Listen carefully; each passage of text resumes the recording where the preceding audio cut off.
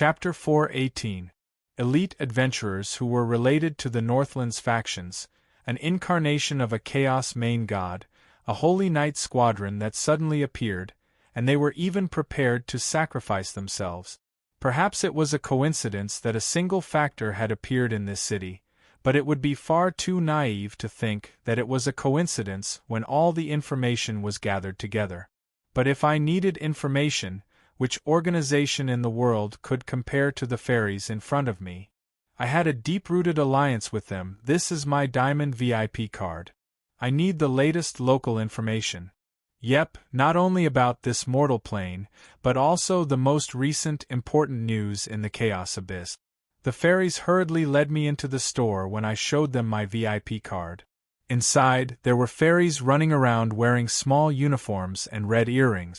They looked no different from their brethren in the mortal plane. The manager who received me ran off with my card. Several minutes later, he returned with a serious expression. Apologies, your unlimited information service has expired. Your Diamond VIP card has also been cancelled. You're now only a Gold Level 1 user. I paused in surprise, but Harlois chuckled. What a solid alliance. How does it feel to be burned after you've outlived your usefulness? As expected of the gnome's distant relatives. Nonsense. They're already burning the bridge before we've even crossed it. The fairies had already established an alliance with me for a long time, probably around the time that I returned to the Northlands. They gave me this VIP card which represented the unlimited information service. Although I didn't really trust these information organizations that delivered themselves to my doorstep, it would be a waste not to use this free information. Time proved that their information was far more accurate and spread far faster than any other information organization. Naturally, we established a long-term alliance. Although you're no longer our Diamond member, we can still provide you any information below SSS rank. We'll even give you a 30% discount compared to other users. Alright, it was quite clear now that Harlois' free trial period had ended. If you wanted to continue using our services, you'd have to pay more. As I looked at this dark-skinned little guy, I felt more and more like he was related to the gnomes. He was just as good at scamming people. When you didn't need him, you'd see his advertisements everywhere with all sorts of free benefits.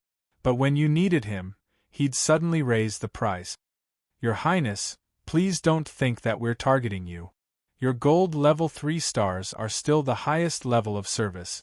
It's just that our headquarters recently cleared out all our Diamond clients, so there are no longer any Diamond clients who can receive free services. A while ago? How long ago? 5 years ago. Well, looks like I'm not the only one whose promotion has expired. Everyone's promotional trial period has ended, and now everyone has to pay. Judging from the timeline, it was probably after Hell had completely stabilized. It was also after the Holy War had been averted that the fairies were destined to be wiped out. Thinking about it this way, the fairies really felt like they were burning the bridge after crossing it. Can I pay with soul coins? Sure, this is the hard currency of the lower planes, we accept it all. Still, even if the fairies charged me a fee, I didn't really care. After all, I felt disgusted by the fact that the fairies scammed the dwarves for their soul coins. Now that I heard that they were starting to charge fees, I secretly decided to visit more in the future. Now that I heard that they were starting to charge me, I secretly decided to visit them more often in the future. This wasn't because I had some strange fetish. It was just that the world was so difficult. Apart from bait and traps, there didn't seem to be anything free. It was inevitable that people would overthink things. Even if the fairies truly wanted to help me, it would be even more difficult to repay a favor than money. It would be quite troublesome if the fairies wanted me to pay them back in the future. If the fairies had another motive or standpoint, even if my previous information was accurate every time, it was possible that the most important piece of information was wrong this time. I had always been on guard against these fairies whose backgrounds I didn't know. It was always better to have one's own information organization. Relying on others would cause major problems sooner or later. Most of the time, I only used the fairies' information to verify my own information sources. But now that I was in the Chaos Abyss, I obviously couldn't count on the Northlands or the Church of Law's information organizations. I could only rely on the fairies that were everywhere. I tossed out some soul coins and watched the surveillance as I sipped some tea. The fairies were as outstanding as ever. In less than half an hour, my desk was filled with important information from all over the Chaos Abyss. Harlois' incarnation had also arrived at the Dragontail Tavern. She told me that Adam and the others had already arrived.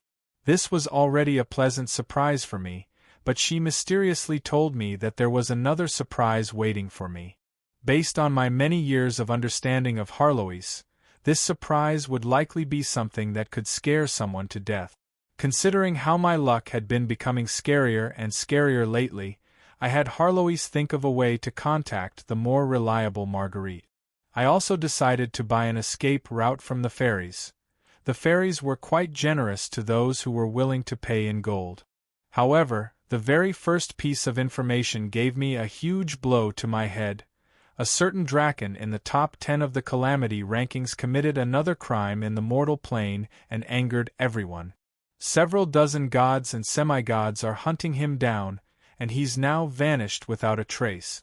Yep, a certain Draken in the top 10 of the Calamity rankings? I would be an idiot if I didn't know who he was. Another piece of information told me that he had recently appeared in the Chaos Abyss. What did he do that caused the gods to group up to hunt him down? Forget it, don't tell me. I don't want to know at all. I lay down on a soft sofa and calculated the odds of me, coincidentally meeting that Draken. Considering the size of the Chaos Abyss, this should have been an astronomical number. But when considering my luck stat, I decided to buy another escape route. It would be far too embarrassing if I died because of someone else's involvement.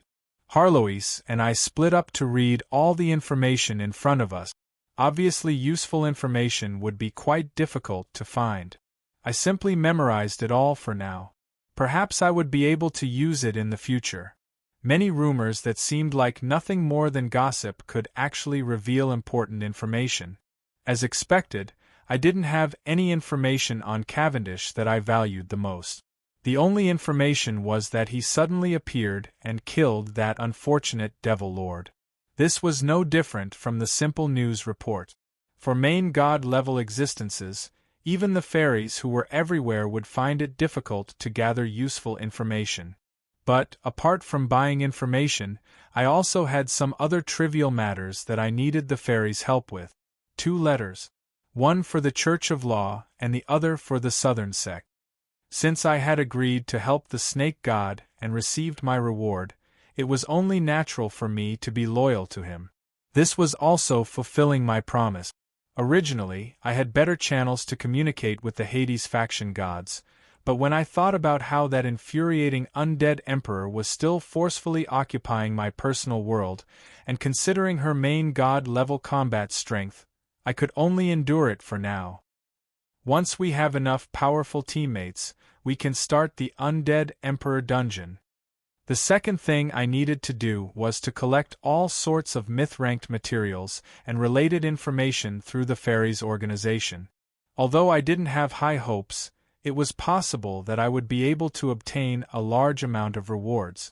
Concepts related to the concentration and dispersion of light, concepts related to pure negative emotions such as pain and despair, and top-level ice-type materials. It would seem that you're about to enter the myth rank. Your Highness Roland, forgive me for being direct, but apart from the last ice-type material, it'll be quite difficult to find any other ice-type materials. And as for ice-type materials, the ones we can find might not be as good as yours. I'll do my best. I nodded. This was within my expectations as well. If spending money could solve all problems, there wouldn't be so many unlucky individuals who would be stuck at the myth rank for their entire lives. Any precious material that could be used as the core of a myth-ranked weapon would be highly sought after by all myth, saint, and even semi-gods.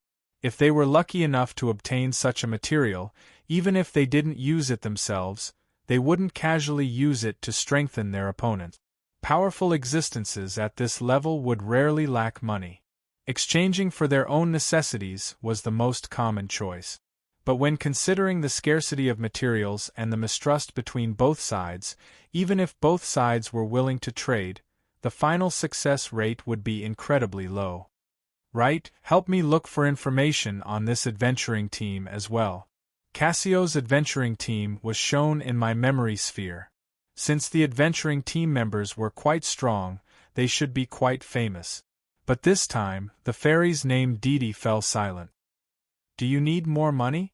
No, just the information about this adventuring team appearing in this city is enough for us to ask for more money from you. But this time, they've truly caused major trouble, major trouble. We don't want to get involved at all. As long as you're willing to deal with this trouble, I'll give you all the information for free. Please don't tell me. I suddenly don't want to know anything at all. Chapter 419. The entire 7 hells of the Hades were now embroiled in the flames of war. The chaotic situation made it impossible for anyone to predict what would happen next. How did he know? When my clone informed me that Cavendish was actually in front of the pillar of ice, after a short moment of astonishment, I then felt that this was inconceivable. The 4 pillars were the pillars and core of the Hades, as well as their only weakness. The reason why our undead and undead armies were able to maintain a stalemate on the battlefield against the main gods was mainly due to the support of the Hades' natural laws. Their simple and violent undying forms gave us the confidence to attack again and again. However, being undefeatable obviously came with a price. The Hades' own support would also reveal their secret. But since I intentionally hid it, I didn't believe that anyone trapped in the 7 hells of hell would be able to come into contact with the foundation of this world, the 4 pillars. The 7 hells of hell were the secondary planes of the Hades. Although they were an important part of the Hades, it was possible to abandon them and reconstruct them when necessary. The 7 hell kings were incredibly powerful and incredibly difficult to deal with. They were doubtlessly the best fighters of the Hades. But on a strategic level, they were nothing more than targets to attract the main god's attention. The 4 halls were the operating systems of the Hades. They seemed to have many functions, and the Hades gods and demons were the guards. They were also incredibly eye-catching due to being connected to the 7 hells of hell. But if they were lost, they could be reconstructed. Not to mention, the 4 halls supported and protected each other. They were the strongest fortresses of the Hades. But the 4 pillars. The Hades are still being constructed. The current 4 pillars are the 4 elemental construction material outlet. They're the source of materials for constructing the Hades, as well as the core of control. If the Hades are completed, it's possible to replace one of the pillars if we lose one. But if we lose one now, the elemental balance will become unbalanced, and it's highly likely that the entire Hades will be destroyed. Even without considering the additional chain reactions, if we lost the pillar of ice, our undead would lose their physical bodies, and their combat strength would greatly decrease. If we lost the pillar of death, we wouldn't even have our undying nature. If we lost the pillar of law, which represented space, the entire Hades would likely begin collapsing. Since this was a weakness, we naturally had to make up for it. Of the 4 pillars, the pillar of salvation of light was at the very top of the Hades. There were other arrangements there. Although it seemed completely defenseless, it was actually incredibly safe, so I wasn't worried. The pillar of death was the source of hell's aura of death, as well as the foundational foundation of hell. Before the other pillars of hell were destroyed, even I didn't know where the pillar of death was. The pillar of law was located at the pillar of hell. If it were lost, of hell, of the hells of Hades would be the pillars. Only the pillar of frost, it's in the depths of the 4th prison, heartless purgatory, which I'm guarding. That's also the core of the 7 hells. All the dead souls in the 7 hells will be given new lives and bodies by the pillar of frost. The pillar of holy light was at the very top of the Hades.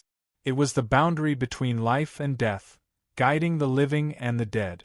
The pillar of law illuminated the four halls of justice, allowing them to enforce justice.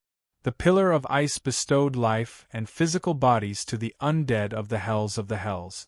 The pillar of death was the foundation of the Hades. They were like the pillars of a house. It was impossible to move them anywhere else. Now, it could be seen that under my intentional arrangements, the other three pillars were all quite safe. However, the pillar of ice was destined to be exposed on the front lines of the battlefield. I placed the hells of sloth in the hells of the hells of the hells of the hells of the hells of the hells of the hells of the hells, so that I could personally guard it. This would reduce the chances of its weakness being exposed. I also intentionally moved the battlefield to reduce the chances of Cavendish discovering its weakness. However, the tower of ice was mysteriously exposed, which naturally shocked me. A traitor? That's unlikely. Only a few people know about this. In that case, is Cavendish capable of instantly analyzing the dimensional laws of the entire Hades? That's even more impossible. Where did he obtain such dimensional knowledge? It even involves my knowledge from another world. How could he possibly know about it? Those who liked to scheme and scheme all had a bad habit. That was, once their plans went awry, they would always overthink things. And on the battlefield, overthinking things would not only cause conflict with one's comrades, it would also greatly weaken their combat strength. Forget it, there's no time to worry about such things now. Ilmigia, go to the pillar of ice. Stop that person. Apart from the gods of the Hades and the demon lords who were currently in hibernation and transforming into hells, it seemed that the only person free right now was the queen of all lustful demons, the queen of temptations, Ilmigia. As the ruler of the Hades, I was the only one who had the right to freely teleport within the Hades. With a snap of my fingers, a dimensional door appeared in front of Ilmigia. As long as she entered the dimensional door, she would definitely be able to catch up to Cavendish. However, I didn't have any hopes that she would actually be able to stop Cavendish. Perhaps the Hades had already finished transforming most of her aura into that of a devil lord. Unfortunately, she still hadn't completed her transformation into a demon yet. If she died in battle now, she would likely be forced to become an undead. Devils had weak bloodlines to begin with. For devils, it was only natural that their power level would be reduced if they were forced to change their body and elemental attributes at the last moment. I didn't have any hopes at all that Ilmigia would be able to stop the devils for long. After all, this devil lord was famous for her ability to play both sides and double-cross. You can't rely on others. Hurry up and finish off the opponent before you. Omar, just how much longer do you intend to sleep for? My angry roar echoed in the skies of the Inferno Mountains. The ice tower's danger was now on the countdown. At this moment, I was absolutely determined to kill the Lord of Putrefaction. I was also mentally prepared to pay the price of destroying the entire mountain Inferno. I had no time to waste on him any longer. Love and peace. That's my creed. What she got in response was a deep bass voice and disgustingly oily muscles. Omar's Hercules pose showed off his biceps and chest muscles. All of his bodybuilding movements became even more perfect. After obtaining the Hell King's evolution bonus, Omar's changes could be said to be the greatest, but also the smallest. He had grown much taller, and his appearance had become much more handsome and elegant. He even wore a pair of gold-rimmed glasses, and he now had the scholarly aura of a literary girl. But the only things that hadn't changed were his exaggerated muscles and his abnormal sense of beauty when he only wore underwear. Just looking at Omar's abnormal body-twisting calisthenics made me feel incredibly annoyed. I felt like I was going to go crazy. I had always felt that the unlucky ones who were sent to this inferno were the unluckiest. That was because they would receive double punishment. And seeing such a lord of putrefaction would probably be far crueler than the inferno itself. My stomach cramped up as I watched the Lord of Hades suddenly jump out of the mountain and sing about love and peace. I had to take 2 deep breaths to calm myself down. Only now did I learn that even the Lord of Putrefaction had the ability to vomit. How is this possible? Ladvioka was quite astonished. Although his dimensional combination sealing curse couldn't compare to the 4 elemental seals, it was on the same level. Omar's seal clearly hadn't been broken, so how had he come out? Kill him. Of course, I wouldn't tell him the answer. Ladvioka no longer had any subordinates, so this was a perfect opportunity to understand Omar while he was at his weakest. Killing him would be ineffective, and sealing him would be ineffective. I might as well make him hesitate in his confusion. Ha, foolish mortals, this is my father's ingenious plan. He knew long ago that you fellows would use sealing abilities, so of course he made preparations. Right now we are a part of the Inferno, and as long as we leave the 7 hells for a short period of time, our physical bodies will automatically collapse and die. And our new physical bodies will be reborn in the Inferno. We shall never die, we shall never be stopped, Pain.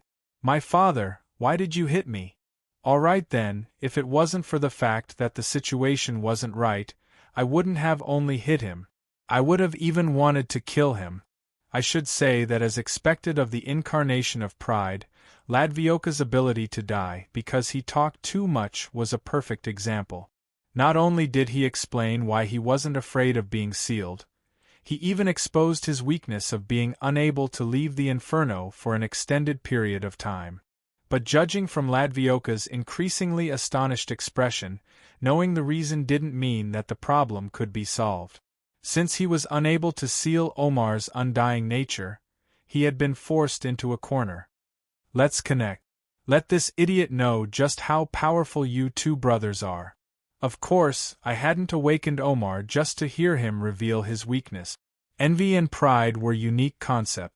Envy would steal from others to strengthen itself, while pride would rule over others and simultaneously strengthen itself and others.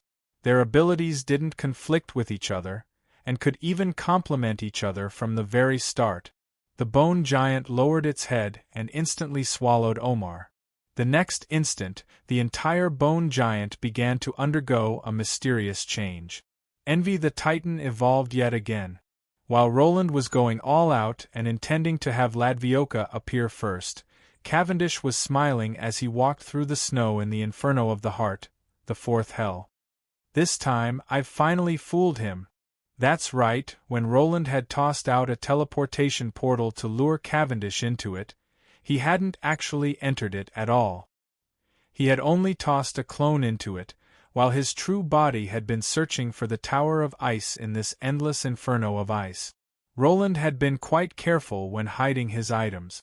The Tower of Ice was located deep within the snowy mountains, where the snow and ice were the densest. Even if he had an insider to guide him, finding the Tower of Ice in the Inferno of Ice, which took up so much space, would be a difficult and time-consuming task, especially since the rules here were incredibly unfriendly to finding the way. The Inferno of the Heart was just as its name suggested. It was a place where sinners who were too cold, lazy, unfilial, and neglected their loved ones would be punished. Roland's punishment for the sinners here was incredibly cruel. They would be forced to search for their own hearts in confusion. You don't know how to love others, nor do you accept others' love. In that case, what's the point of keeping your memories and hearts? The entire Inferno was filled with snow-covered plains, snowy mountains, and hills. However, the environment and scenery were all similar. No matter where you looked, it was all white. This was a natural labyrinth.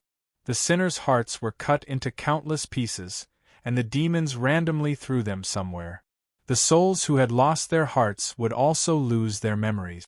Before they completely forgot who they were, they had to find the pieces of their hearts in order to recover part of their past memories. As for whether or not anyone could find all of them, probably not. This punishment didn't seem cruel, but in the future, it would be rated as the cruelest punishment in the 7 hells. Let's not talk about its sinister and cruel intentions for now. After all, that wasn't the main point right now. Just this natural labyrinth alone was enough to make Cavendish, who wasn't very good at finding his way, feel completely at a loss. Before Cavendish could go berserk from the unchanging snowy scenery, he finally met the first person who took the initiative to greet him. The tall and slender Queen of Lust smiled and waved her hand. It was just a ripple, but it was enough to disperse all the snow and ice in this place. "Ha, I've finally met someone. Beautiful lady, could you take me to the Tower of Ice?" As a bystander, Roland's clone felt that Cavendish's smile was quite foolish. This seemed to be a provocation, and it would be quite easy to attract hatred. However, what happened next made Roland feel like he was the biggest idiot here. The Queen of Temptations, Ilmigia's reply was quite direct. Her tall and slender body pounced on Roland and gently hugged Roland's small body. Then, she lowered her head and kissed Roland. That lingering French kiss caused all the bystanders to be stunned, and Ilmigia's passionate reply almost caused Roland to choke on his breath. "Of course I can. I'll show you the way. That's why I'm here. My prince, my closest lover, my most adorable lover." Chapter 420. Roland Blackhand is definitely a bastard. Anyone who knew Roland Blackhand from back in the day would most likely come to such a conclusion if they interacted with him for a long time. Even I became more and more certain of this conclusion the more I recalled the past in my dream.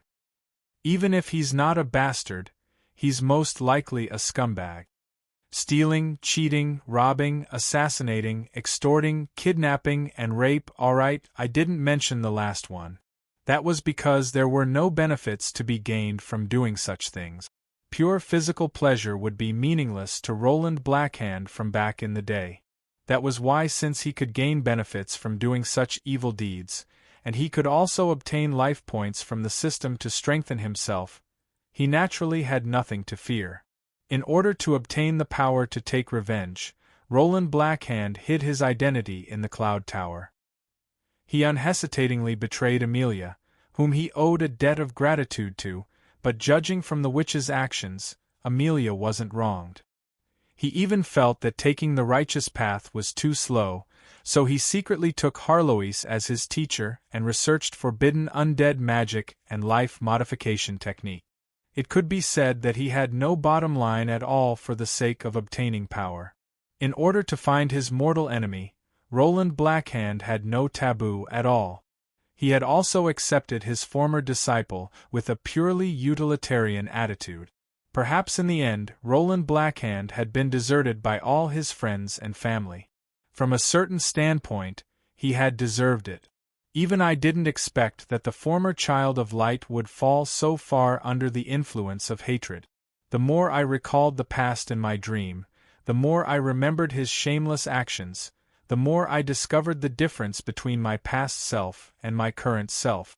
Hatred could drive a person insane. It could even turn a holy disciple into an unforgivable villain. Now that I thought about it, perhaps Roland Blackhand's personality had become completely twisted after he returned from hell with such deep hatred. Perhaps I should even thank Roland Blackhand's final ending, thank Roland Blackhand's incomplete soul, thank Roland Blackhand for successfully taking revenge and eliminating part of his hatred. He thought he had succeeded because he didn't discover the true mastermind behind the scenes. Otherwise, there would have been no Roland Blackhand.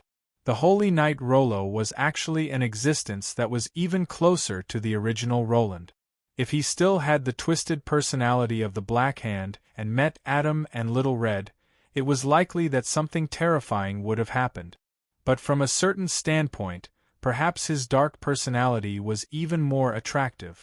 At the very least, he had only befriended Amelia, Harlois, Evelyn, Cher, and the others in his previous life. He seemed to have been the only winner in life out of all his previous lives. Could it be that the legends really said that if a man wasn't bad, women wouldn't love him? The Roland of the past is different from the current Roland. We need to look forward. Perhaps I was deceiving myself, but that was all I could think of. However, there was one thing that was the same. The Baron Blackhand was still Roland, the incredibly sly transmigrator. How could the illusion of ice that he had spent his entire life searching for be simple? The transparent droplets condensed on the ground, and she turned into an ice crystal-like seed, burrowing out of the snow and slowly germinating. The small roots were ice crystals, and there was still dew flowing on the leaf. When the clouds in the sky started to drizzle, under the nourishment of the rain, the flower bud finally gradually opened, but the ice crystal-like petals were cold mist of frost.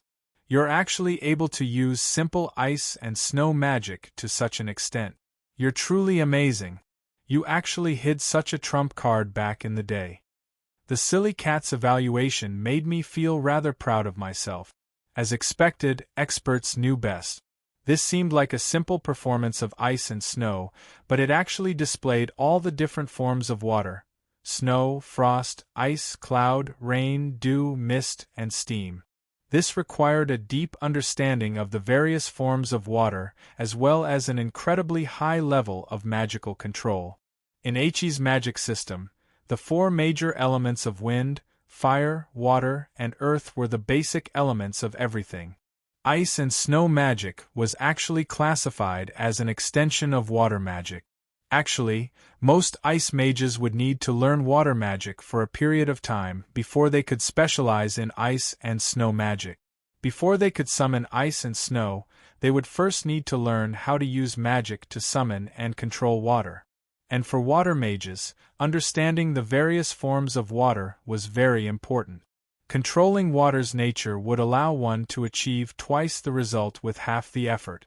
There were also some special magic spells that were required, such as summoning mist, that could create large amounts of mist, or water illusion magic that could create illusions.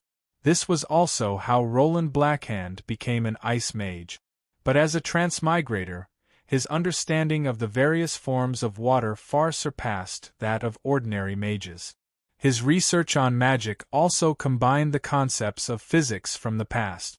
Unlike other mages who only focused on temperature and water's form and adjusted their mana output to increase the temperature of ice and snow, Roland Blackhand knew that the various forms of water were only random forms of the current environment, pressure, gravity, etc. He had also personally measured the conditions needed to achieve each form, such as the relationship between mana frequency and the pressure of the environment.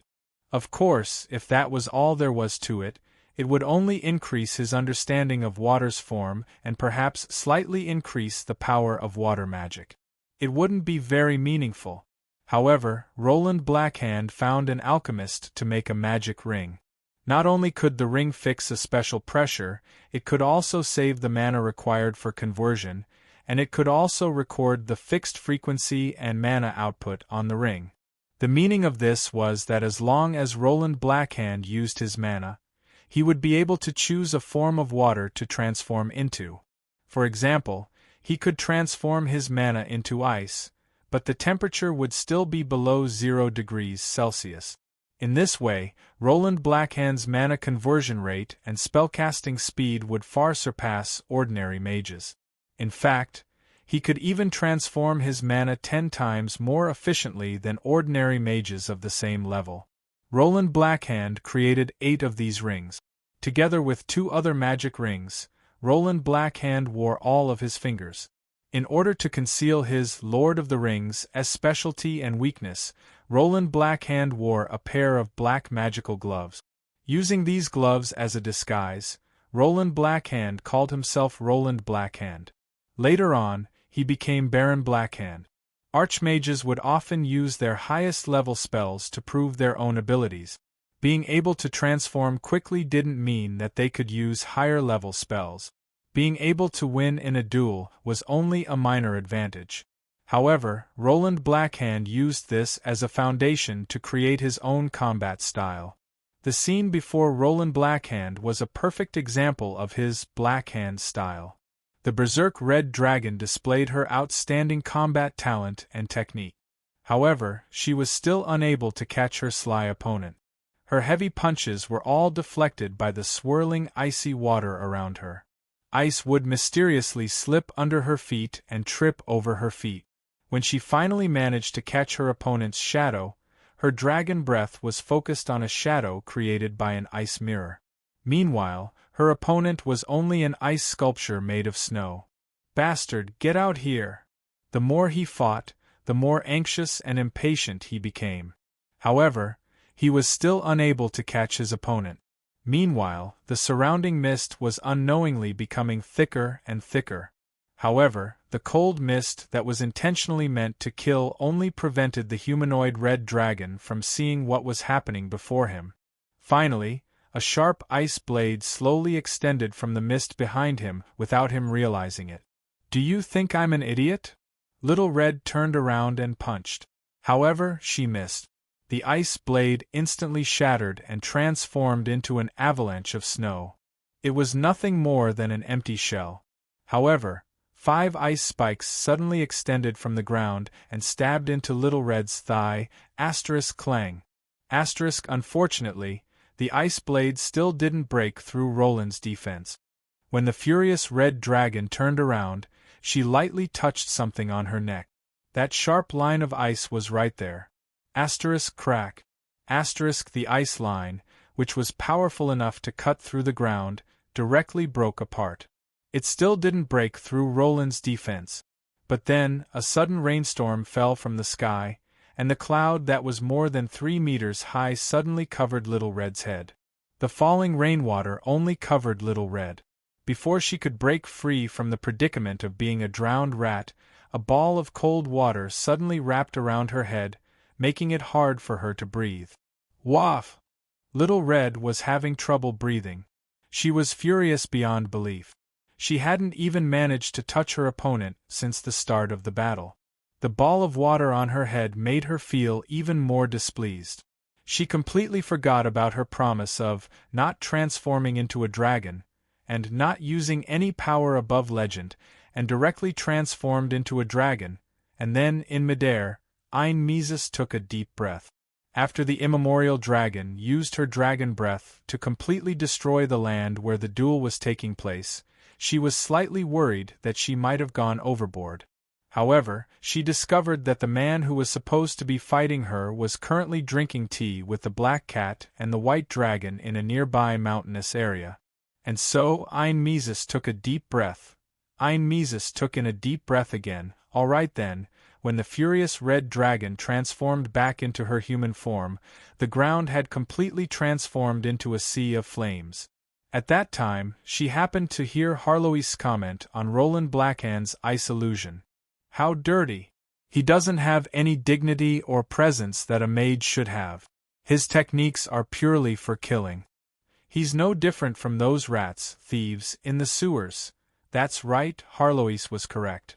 Ice illusion didn't specialize in power. Although Roland Blackhand had reached the legend rank, he didn't know any forbidden spells. In fact, he didn't even know any large-scale Yoi spells.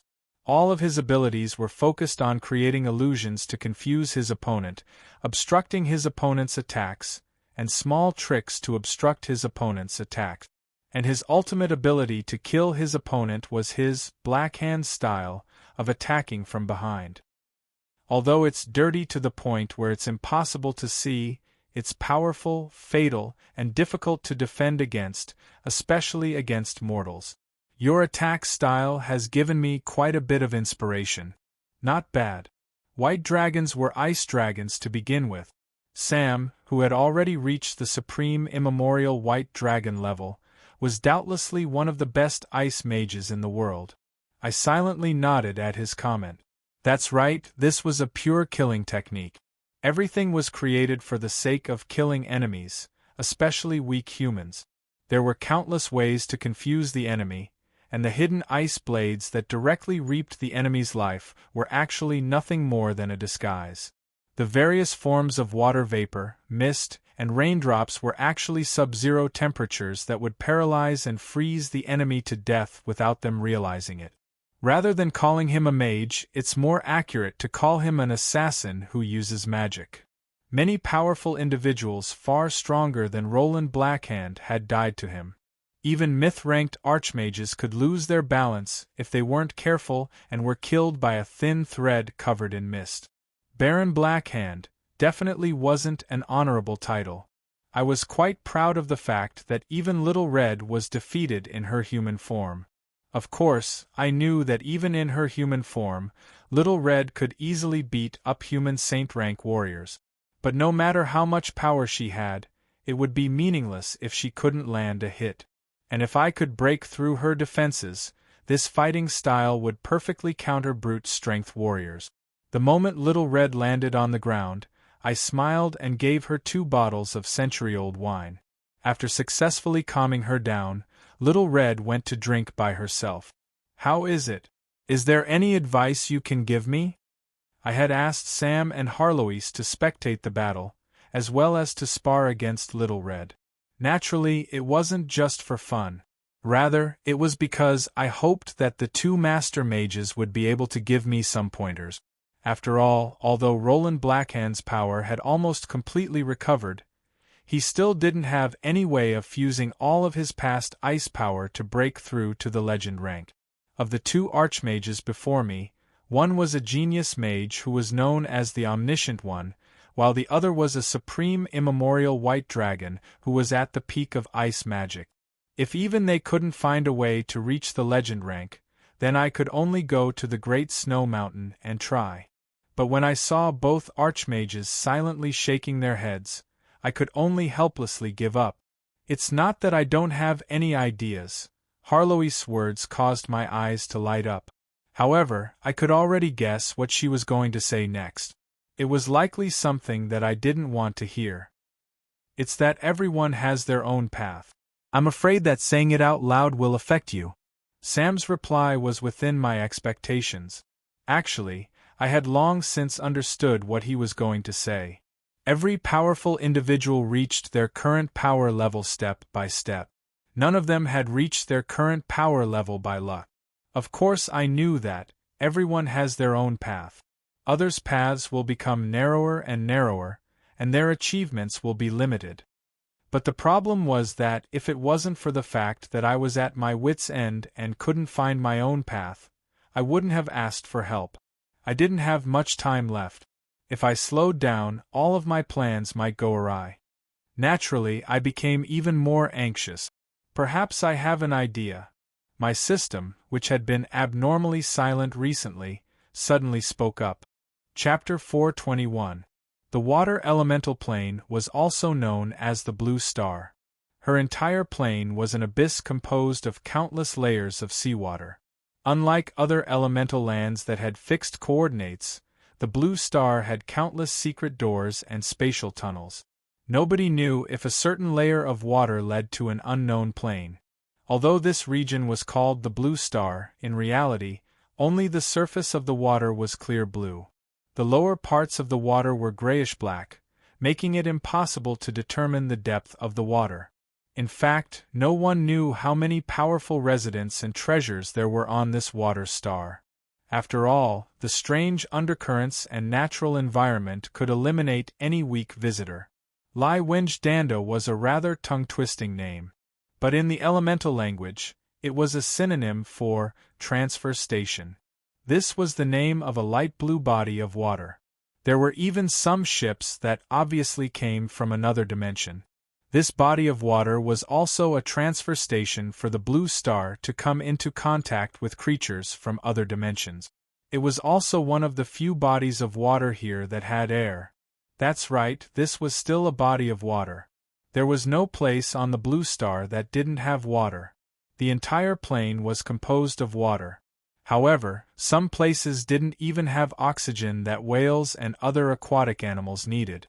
Some places were even in a magical realm that was -30 degrees Celsius. In comparison, this body of water here was friendly enough for ordinary life forms to survive. Even though it was the same body of water, the water composition, surrounding water pressure, temperature, gravity, and elemental tide would all make the residents of each body of water completely different. This was probably the best archipelago for vacation. The transfer station, part of the body of water, had a rather mild temperature and air.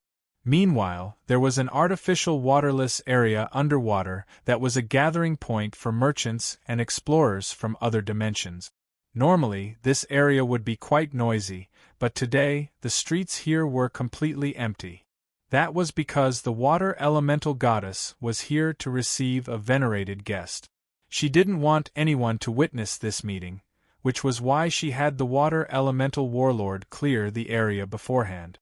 From a certain standpoint, Alos was doing the best out of all the elemental gods.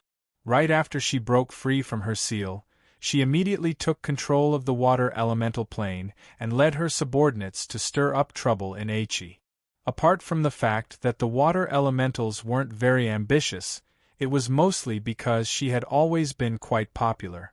However, the ruler of the dimension was currently in a very poor state. Although it was impossible to see her expression clearly, her trembling fingers betrayed her emotions. Is this Alos' intention? After putting down the letter, Alos gazed into the distance. In her own world, Alos's physical body was like solid white jade. Her appearance was so handsome that it was beyond the comprehension of mortals. But right now, her exceedingly tremendous divine power was causing the air around her to tremble. Her expression didn't seem to change, but a violent storm was brewing outside the waterless zone. Her shaken and even panicked emotions and her authority as an elemental god were all on full display. However, the messenger in front of her remained unmoved. Judging from his appearance, he was a handsome young elven poet who seemed to be in dire straits. However, to be able to remain so calm in front of the water elemental goddess meant that he was no ordinary person. He was the incarnation of music and dance, as well as the guardian god of bards and wood elves. But now, this incarnation of a powerful god was nothing more than a messenger waiting for a reply. "You want me to die?" As the elemental goddess angrily roared, countless waves formed into violent waterspouts on the surface of the blue star. The undercurrents transformed into hidden dragons that slammed into the waterless zone's waterless walls. The shattering of the waves brought fear and panic. In her home turf, a complete ancient elemental god didn't fear any other god. The furious Alos displayed her authority. However, Solo shook his head. The letter should have made it quite clear that we have no enmity towards you. We're just giving you a suggestion. You're suggesting that I die? Even though Alos was still angry, she calmed down quite a bit. No, it's just that if you die, the City of Rain will lose at least half of its power. Mortals will then take this opportunity to attack the Sea Tribe. Her source of faith will receive a major blow, and we'll do everything in our power to kill her. Her divine power of the sea will then be used to revive your husband. And if we miss this opportunity, it will be impossible for us to revive your husband. All of this was clearly written in the letter. With a god's name and a god's oath as a guarantee, there was no need to worry that the contents of the letter were fake. However, this type of truth actually caused Alos' heart to waver and panic. She knew that this was her husband's only chance at revival. Right now, she could only choose between sacrificing herself or sacrificing her husband. Is there really no other possibility? I'm willing to give up everything in exchange for Stonevilla's revival. Solo didn't respond. But right now, his silence was the cruelest answer. Perhaps Roland would be able to revive the sea god afterward. Perhaps it wouldn't be so difficult then. But now that the plan had reached its most critical moment, there couldn't be any problems with any of the steps. Ale didn't have the time to wait or think about, perhaps. Nor would Ale possibly forcefully kill a powerful god at this time. If the water elemental goddess was willing to be sacrificed, then the plan to kill Lady Storm would be activated. If she wasn't willing to be sacrificed, then killing a healthy elemental goddess in the elemental plane would be far more difficult than killing Lady Storm. This series of plans could only be shelved, and considering the current situation, this shelving would basically be forever shelved. It would be impossible for the sea god Stonevilla to be revived. No, even if Roland had the chance to revive Stonevilla in the future, he wouldn't do so after making today's choice. All the situations and conditions were laid out in front of Alos. Either she would die or her husband would die. Perhaps when she agreed to Lady Storm's conditions and joined forces to cast a spell to transform the City of Rain into a mortal's nightmare, she didn't expect that she would end up in a life-or-death situation because of this. I need time. Alos, who always had a straightforward personality, hesitated. She deeply hesitated. Her tightly clenched hand crushed the letter, revealing her inner hesitation. However, Solo cruelly shook his head. What we lack the most is time. We must have a result by today. Perhaps the cruelest truth of all was the truth. Even Solo, who had no interest in women at all, was now looking at Alos with sympathy. Elle fell silent. After a while, she squeezed out a bitter smile and replied, I know. I know, give me 3 hours. Solo nodded and got up to leave. The current water elemental goddess's emotions were unstable. If she wanted to vent her anger, it wouldn't be worth it for Solo to inexplicably lose an incarnation. Contrary to Solo's expectations, Alos, who was left alone in the living room, didn't vent or go hysterical. On the contrary, after chasing away all of her subordinates, she calmly sat there and took out a small dimensional bag. She took out an old fishbone comb and started combing her hair in front of a mirror. When the fishbone comb came into contact with her watery hair, it naturally passed through her hair. Alos paused in surprise for a moment before she shook her head with a bitter smile. A white light flashed. What remained wasn't the powerful water elemental goddess. Instead, it was a blue-haired physical beauty. Her silky long hair reached the ground, and her beautiful face was exquisite yet weak. Her petite body reclined on the ground, and only shells faintly covered her upper body. She was wearing the water elemental goddess' traditional clothing. Her pink scaled fishtail indicated her identity as a mermaid. Now, she was able to quietly comb her hair, just like how a strong man would do it every morning.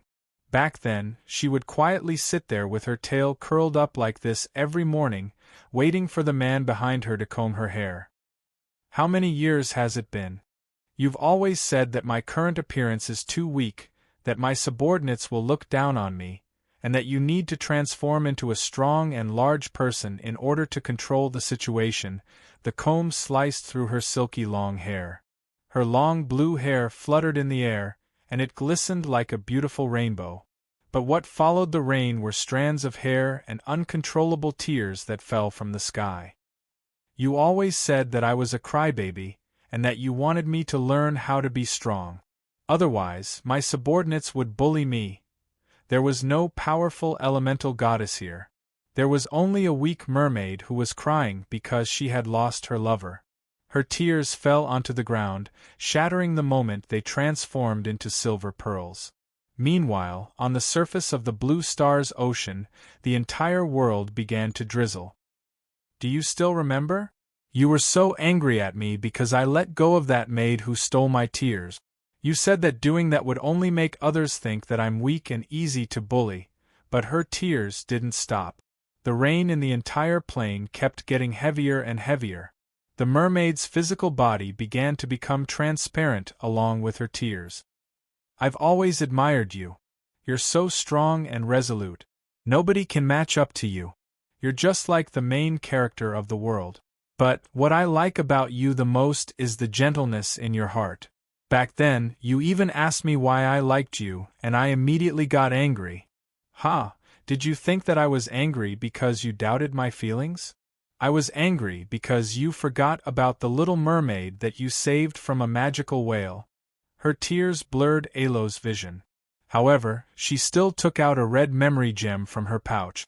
The scene that appeared within the gem was that of a strong figure that was even taller than the sky. He wore a crown and had a confident smile as he looked around at the sea. Everything under the sky was his territory. He was the true uncrowned king. You said that being weak will always be bullied by others, and that you need to use strength and authority to make others submit. But why was it that even though you did all this, you were still betrayed by your most trusted subordinate, even though her body was beginning to collapse? Alos reached out with her now semi-transparent arm and gently touched the heroic-looking man. However, her arm passed through the illusion. She looked at her half-gone arm and the similarly illusory man and smiled. She seemed to have seen that person again at the very end. Everything returned to its original form. The mermaid's final words echoed in the empty hall. "Big guy, your little mermaid really wants to see you." Only a puddle of water remained where she had been. From a certain standpoint, Solo's emotions were quite complex. The goal that he had been looking forward to for so long was finally going to be realized. Naturally, he was quite happy. However, he was rather unhappy that he had to complete such a mission. Not long after he walked out of the hall, he saw that there were already berserk tides and waves outside. The rapidly increasing water pressure caused the waterproof walls in the waterless area to begin collapsing. Everything was in trouble. Solo was astonished when he sensed that the elemental tide behind him was becoming even fiercer. Wait, how could she be so impulsive? Didn't she say 3 hours? Solo immediately started running back, searching his pockets as he ran. After taking out a harmonica, a leaf, a flute, olive oil, and other miscellaneous items, he finally found his target. It was a white ice crystal, but it contained a completely unfamiliar power. It was a creation from another world. If Alos agrees, I'll give this to her. Perhaps she'll be able to protect us. Forget it, the success rate is too low. I'll just treat it as a test. If possible, we don't want Stonevilla to risk his life against us. That was what Roland had said at the time.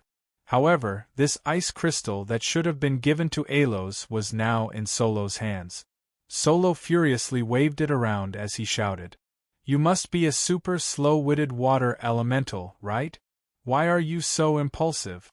Don't play around like this. Boss Ale will tear me apart. Chapter 422.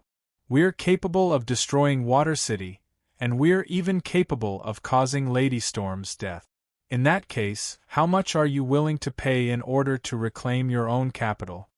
Dasos first wanted to laugh out loud when someone said such a thing in front of him.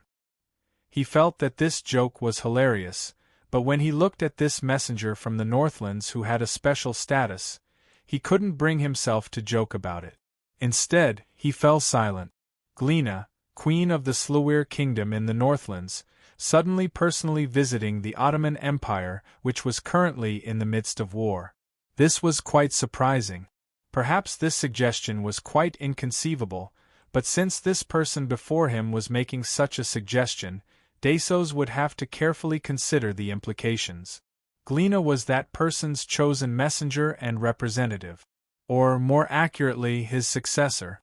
Time would always advance without anyone noticing. More and more people noticed the changes in the frozen lands of the Northland. The miracles that happened after that person returned to the Northlands allowed all bystanders to see what the future would look like. It was likely that nothing would be able to stop the new Mist Alliance from unifying the entire Northlands. After all, there were now far too many miraculous things in that formerly desolate land. More and more people were paying attention to it as the birthplace of magical engineering. It was an example of how many different species could live together. It was a holy land for law. The elves, beastmen, undead, underground factions, and human factions had allied together. Their newest social system made it possible for many species to live together.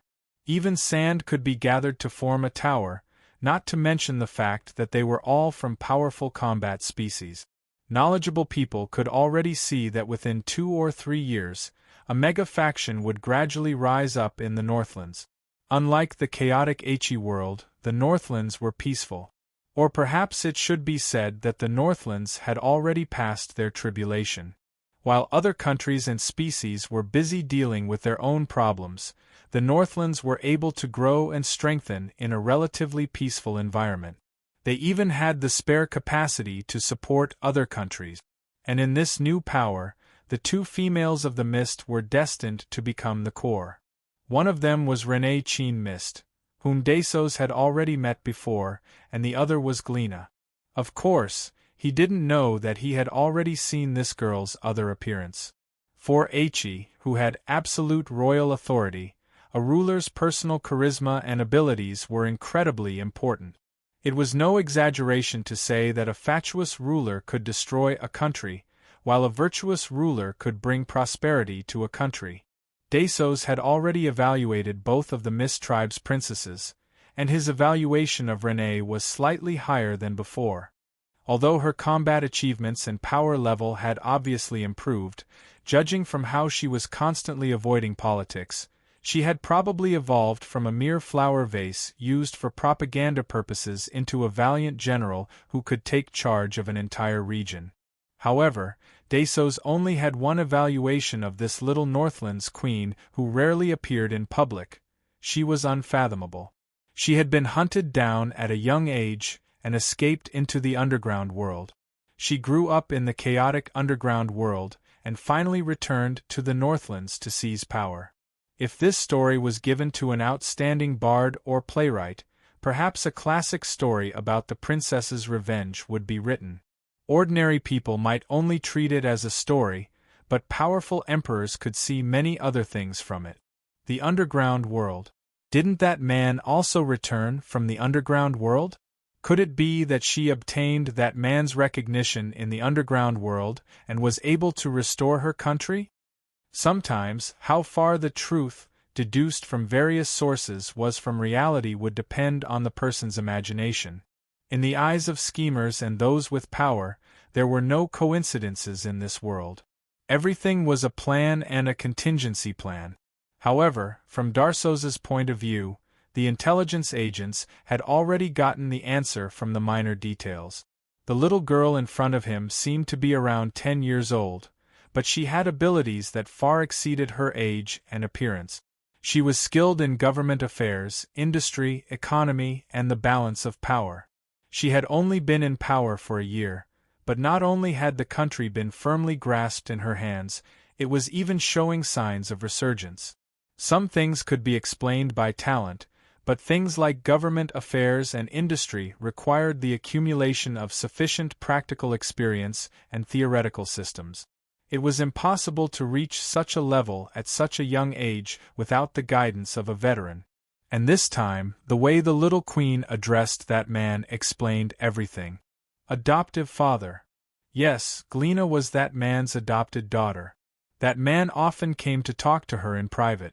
Now that I thought back on it, it was likely that he was teaching and guiding her. And now, her identity was no longer limited to just a single country. In the Mist Alliance, which was still in the process of being established, she was actively promoting all aspects of communication and integration. Every major event was personally planned and decided by her.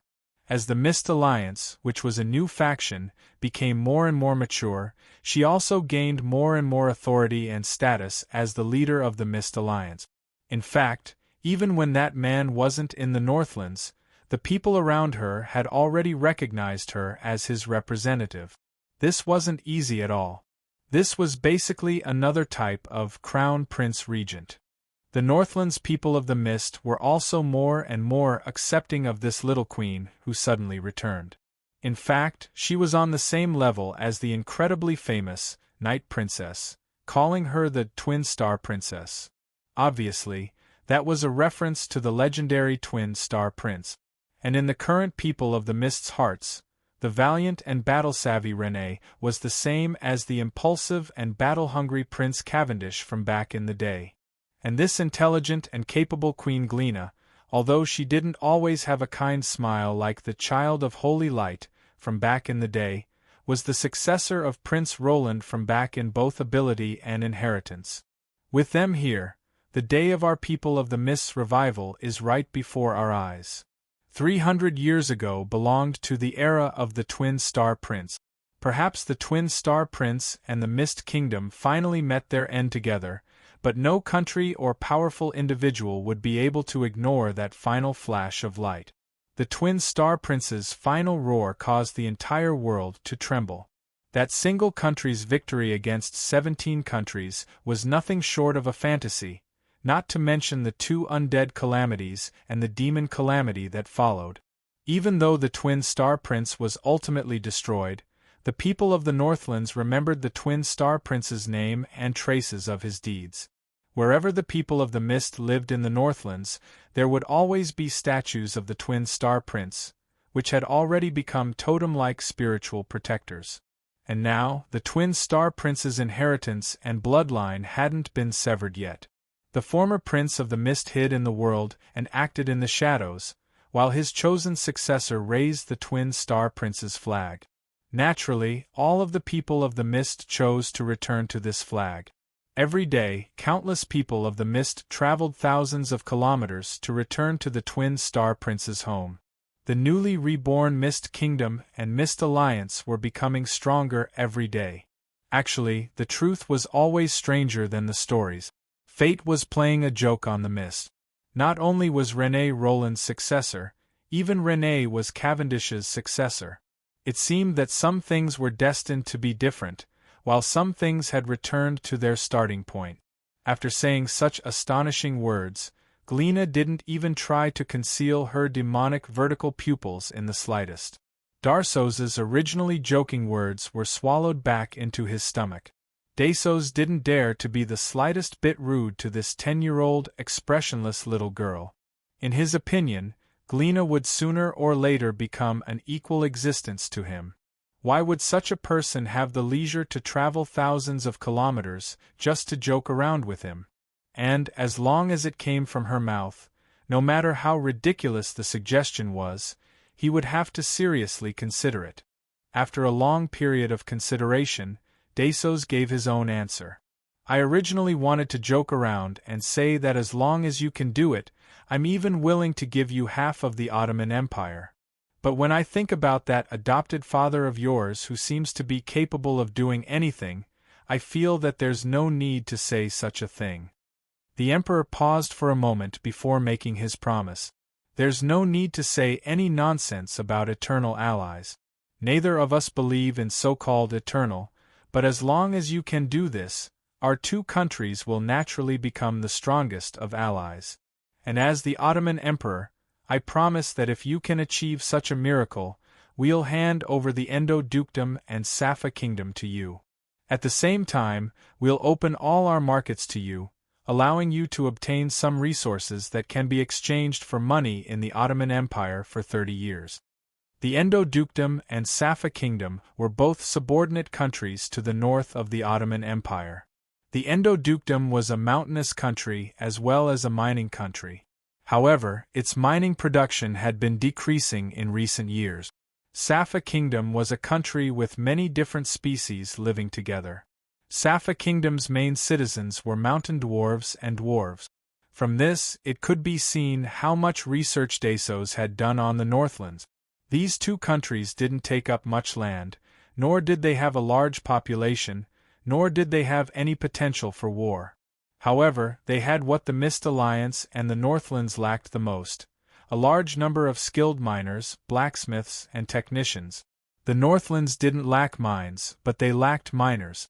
The Northlands didn't lack advanced technology or researchers, but they lacked excellent blacksmiths and industrial foundations. If the Mist Alliance obtained these two countries, it would be quite predictable that its power would increase explosively in a short period of time. While opening up all markets seemed simple, it was actually nearly impossible to obtain in this generation. Transportation in the Aichi region was inconvenient. Caravans and merchant convoys all had to risk their lives. It was only natural that a country's specialty products would be sold at 10 times the price. However, in a competition of national interests, the tremendous benefits of international trade couldn't even compare to the inconvenience of not being able to purchase what was needed at a critical time. During a war, if you needed a certain secret weapon that required blue water gems as a material, but you couldn't obtain them, or if you didn't have enough food, the neighboring countries wouldn't sell them to you. Åland was a quasi-mega empire. Its territory was incredibly vast. Luxury goods, military resources, rare minerals, magical weapons, food, and so on would all seem incredibly important to a small country. However, to Åland. If Åland completely opened up its market to a certain country, that would be an incredibly solid relationship of mutual benefits. Although the Åland Empire would definitely lose some of its trade benefits, the Mist Alliance and the Åland Empire would become the most solid of allies.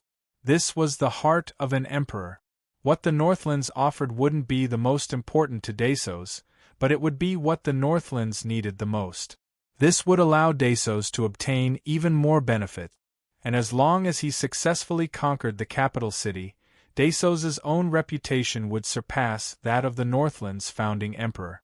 The citizens would support him, and the entire country's power would reach the pinnacle with the birth of an aerial fleet. As for the exchange of vassal countries, in this generation, it was quite common for vassal countries to change their ruler. There wouldn't be much benefit in forcefully exploiting a vassal country.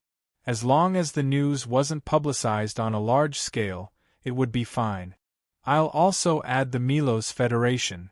Milos was also a vassal country of the Ottoman Empire. There wasn't anything special about it, but it would allow 3 countries to share a mountain range. And as long as the Mist Alliance passed through these 2 countries, the most difficult part of the Mist Alliance would be connected to these 2 countries. It would seem that Glina had done her homework. The Mist Alliance intends to expand southward? It won't go any further south. There's a limit to the area we can protect. Blindly expanding will only bring trouble upon ourselves. Deal. When the 2 of them shook hands, a secret deal involving a god, a capital city, and 3 kingdoms was finalized. Chapter 423. What is ice? Just like how Harlois had enlightened me back in the day, my system had directly given me a question for me to think about. But unlike how confused I was back in the day, the current me could already be considered a master of ice magic. Ice is a special form of water. Ice magic is an extension of water magic.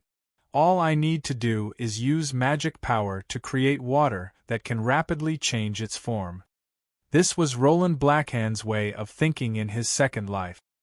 He was quite a transmigrator, quite scientific, and quite practical. And so, he created the illusion of ice that was most suitable for himself. In order to use illusion to the extreme, one would need extreme fine-tuning abilities and calm decisiveness. However, it was suitable for Blackhand, who was determined to abandon all human emotions. No, it should be said that only Blackhand himself would have such an ability. Ice? It's nothing more than a tool. There's no foundational difference from fire or wind magic. It's just a tool for me to use for revenge. I still don't have enough power to make those bastards pay the price. I need stronger, more destructive power. The Ice Aeon in history gave me inspiration. The inconceivable wishing machine gave me a stairway to the void. Between dreams and reality, I saw many ancient eras and the universe's Ice Aeon. I brought that Ice Aeon, which was the most despairing of all life, into reality. The Emperor of Yongye desired to bring eternal darkness to the living, which was why the despairing Ice Aeon had descended. Power? Existence? No, the Ice Aeon is only my homeland in my heart. I want to use my own brush to paint the beautiful scenery of the Northlands, and foundational magic is the best brush for me. Under Harlois' guidance and Frigid Maw's guidance, the current Roland Blackhand gained new understandings. No, just this isn't enough. Ice is only the material for painting. I can use it to create an entire world. I can create my own frigid winter earth. And in the face of Immortal Orcan's crisis, I took the most important step. However, perhaps not many people knew the true meaning of this step. It represented hope for everything. Even with my 3 lives' worth of experience, I couldn't get the same answer. Every piece of the puzzle seemed real, but also seemed like a part of the story of the blind trying to figure out an elephant. I should be glad that very few people have 3 completely different experiences with ice. No, it should be said that apart from me, it is impossible for anyone else to have more than 2 levels of experience. When a person learned a certain type of knowledge system, they would gradually advance from shallow to deep. After reaching a certain realm, they would often have their own path, and this path was basically unique.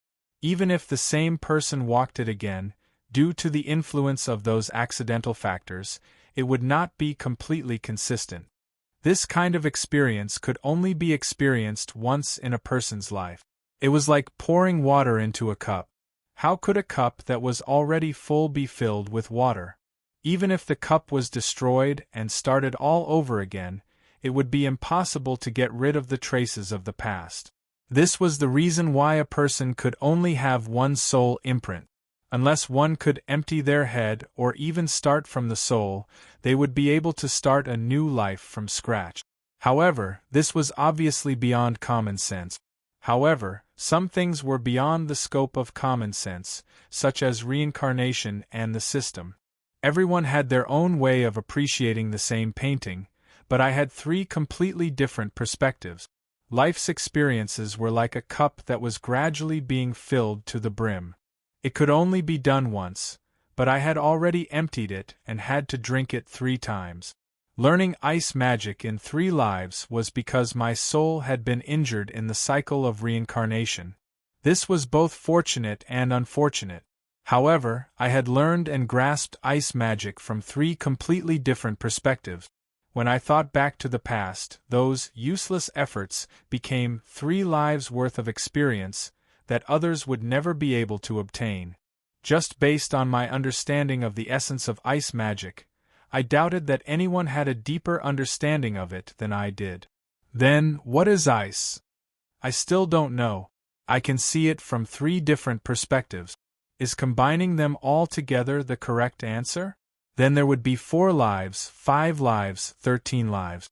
Could it be that I would be able to come up with a new answer that would also be correct? Could it be that this is the legendary multiple-choice question?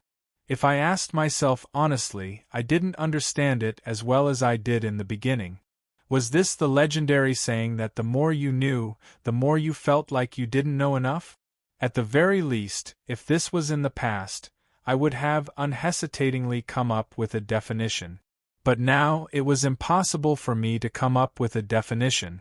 And so, combining everything together and coming up with a new path was naturally even more impossible. I can't think of anything. Isn't ice just ice? What's so special about it? Hey, system, tell me the answer.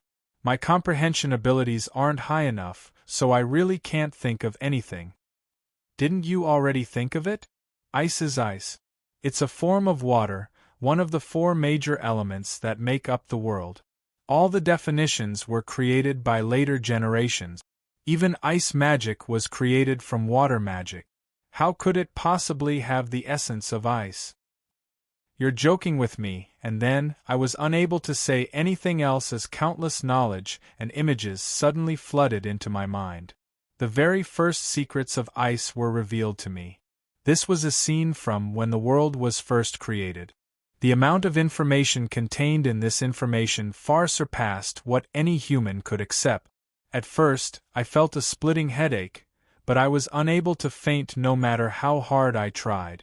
And when the information was all poured into me, I didn't even have the time to say anything as I directly collapsed on the ground. I hope that I made the correct choice this time. While Roland was having a headache, the changes in the world didn't slow him down at all. Damn it, just where is the god equipment of fire? Even the normally good-tempered Solo was currently quite annoyed. Due to a certain lady's impulsiveness, all of his original plans had been ruined. The god equipment of fire that the water elemental goddess was supposed to retrieve could only be temporarily set aside. Meanwhile, the water elemental goddess herself, or rather, the remnants of the water elemental goddess, were all inside the ice crystal in Solo's pocket. It was unknown whether or not she would be able to survive. At the very least, there was no one who could answer Solo's doubts right now. And if he couldn't complete this task, it was likely that he wouldn't have an easy time in the future. Right now, he was like a headless fly running around the water elemental plane. He had already attracted the attention of many powerful existences. Did you hear? A new battle to reclaim the capital is about to begin. In Allen's new capital, the dark clouds that always surrounded it seemed to have lessened significantly. In the military camp, the military officers and superior knights were currently conversing with each other. They hadn't received any orders yet, but just from the adjustments to their supplies and personnel, they, who had already experienced more than 70 battles, had already come to a conclusion. A new round of battles in the capital was about to begin. Aren't we waiting for the main fleet to take shape? Why is His Majesty taking action again? Could it be that the fleet is ready to move out already? No, I heard from my uncle that 5 of the old ships have already completed their basic modifications. They're still far from being ready. Then why is His Majesty in such a hurry? Could it be that the seafolk intend to take the initiative to attack? No. I heard that new reinforcements have arrived from the Northlands. I think the Night Princess is leading quite a few Aurora Knight. It seems to be a joint operation. That's wonderful. The young warriors all desired a chance to obtain battle achievements. However, it was likely that nobody would have expected that this would be the final battle to reclaim the capital. Meanwhile, in the new Ottoman capital, the Mist Alliance's embassy, the newly born twin princesses had reunited with each other. This time, the mission they were about to take on was at the level of myth-ranked difficulty. Chapter 424. Very few people knew how the tiny fairies became the world's strongest information specialists. Although they came in various sizes, the largest was only knee-height for an ordinary person, while the smallest would only be able to dance on a human's palm. If they participated in combat, the disadvantage of their size would be fatal. Perhaps size didn't represent ultimate power, but the fairies' long history didn't have any well-known heroes or warriors. Apart from being excellent at escaping, the fairies didn't have any particularly outstanding natural talents. Naturally, they didn't have any outstanding combat achievements. Yet, they still did quite well in the mortal plane, where there was no lack of competition between species. In fact, they even had their own merchant guilds, business centers, and information centers in the extremely xenophobic human countries, which was quite impressive. It wasn't that no one had ever tried to track down the fairies' secret, but the fairies always ended up vanishing without a trace. When they reappeared, they would say things like, "Ah, a fairy tale kingdom. So many cute fairies. What a delicious strawberry cake, but I really can't eat it anymore. Let's give it to the little bunnies over there," and so on. Perhaps mortals would think that the fairies' kingdom would be very cute and fairy tale-like, but there would always be a large gap between reality and perception. Damn it, the entire world is at war, and it's hard for me to do business. It seems that a difficult winter is coming. The one-eyed black fairy had a cigar in his mouth and a small goblin gun in his hand. As he spoke, he puffed out a cloud of smoke. His body size was severely overweight. From afar, he looked like a ball. However, he had a rainbow-colored transparent wing on his back. Every time he flapped his wing, fluorescent pollen would fall down. He seemed just like a fairy who always played the good guy in fairy tales. But the truth is that our business has been increasing recently. More accurately speaking, compared to last quarter, the Black Forest series of magazine sales have increased by an average of 35%. Our Ace magazine, Wind and Cloud Knight's monthly sales have increased by 91%. The main decrease is in the sales of hero figurines, portraits, toys, and so on. He was wearing a neatly ironed shirt and Western-style pant. He wore gold-rimmed glasses that always represented intelligence. Yet, he was wearing a short black fairy with a curved nose, dead fish eyes, and a face full of stinky pimples. It seemed quite out of place. Judging from his nose ring and crooked wooden staff, he was just like a little Onababa who always acted as the antagonist in fairy tales. The Casolan Dukedom is holding a New Year celebration? Are you stupid? What's there to report about such a small country? I'm going to deduct your salary. What? They were going to announce something important during the celebration. It was highly likely that they were going to leave San Antonio and join the Mist Alliance. F***ck, this is big news. Gather the information first, we'll send reinforcements to you immediately. Those great demons are starting to build cities? They didn't swallow those poor villagers, but raise them? You're kidding me. The background of the two fairies' discussion was the busy crowd of fairies. Some of them were yelling at a certain black crystal amulet, some were yelling back and forth with wires and tubes, and some were writing furiously. The chaotic scene was just like the busy editing department before the deadline. But the place they were currently in wasn't a fairy tale forest with green grass and blue skies. Instead, it was a city filled with civilization. The streets were filled with busy people, and there were factories not far away from them. There were printing factories, toy factories, handicraft factories, and so on. All sorts of signs were clearly visible. If one had to compare this city to other cities, it would be that the people on the streets were all fairies. The sky was dark and the sunlight couldn't be seen. However, the lights along the streets made this city seem like a city that never slept. The fairies didn't make this city into a kingdom of dwarves just because of their small bodies. The main reason was that this city was filled with servants of other species. The enormous, muscular, 2-meter-tall demons with silly expressions were considered distant relatives of the fairies, as well as their protectors. And this city of fantasy wasn't located in the mortal plane. Instead, it was located in the gray shadow plane, which surpassed all knowledge. The fairies weren't afraid of death as they gathered information everywhere. Actually, they wouldn't even die in the HE plane. Their bodies in other planes were a special collection of shadow-negative energy. If they met with danger, all they needed to do was dispel their bodies. However, they weren't immortal. The reason they were able to live in this special negative energy plane was because they were a combination of energy and physical bodies. They were a strange type of half-energy lifeform, just like the shadows of other lifeforms. They needed other species' recognition and recognition in order to obtain a type of energy similar to the power of belief in order to maintain a living state. Otherwise, they would be nothing more than a pile of rotten meat.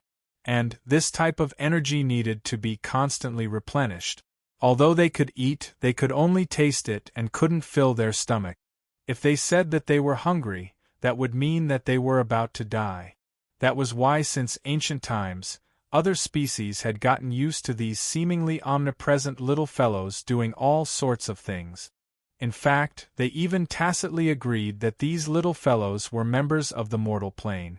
And the fairies gradually learned how to farm for their existence. They were the most proficient at having intelligence organizations spread throughout the entire world, as well as trading in dangerous areas. However, they were also the ones who had created such a well-developed news and advertising industry in the mortal plane of Ike. It was just that all the other newspaper industries combined couldn't compare to them.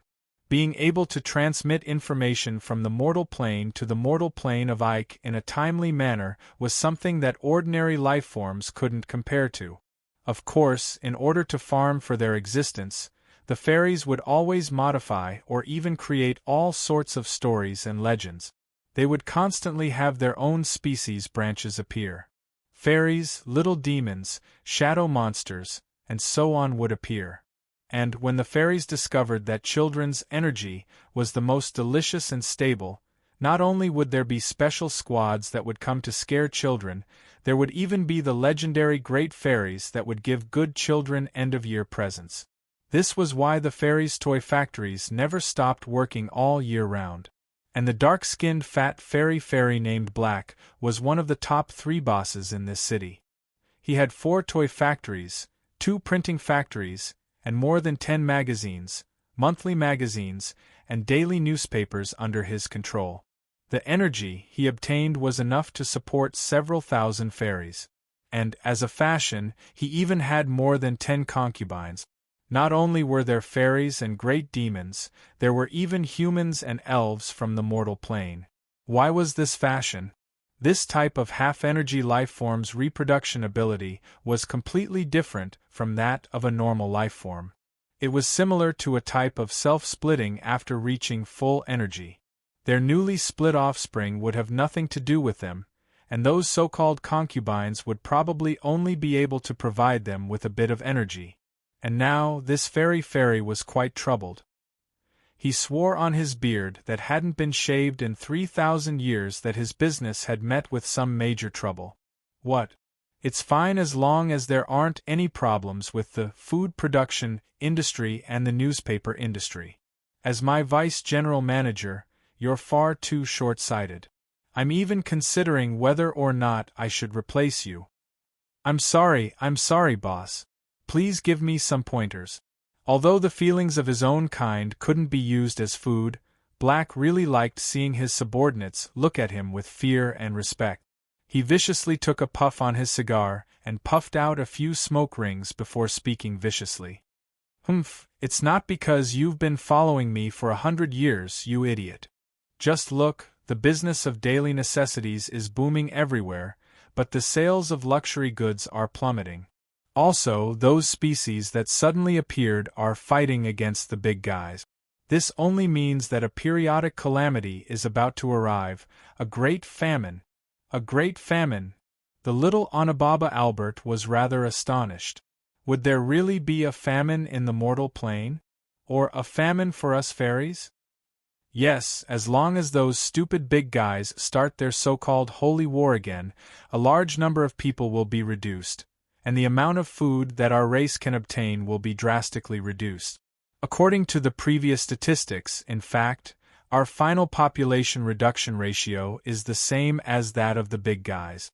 From a certain standpoint, the number of fairies was determined by the number of living beings in the mortal plane. There was a limit to how many humans could provide for a single little fairy. If the number of living beings in the mortal plane greatly decreased, the number of fairies would naturally decrease as well. The same?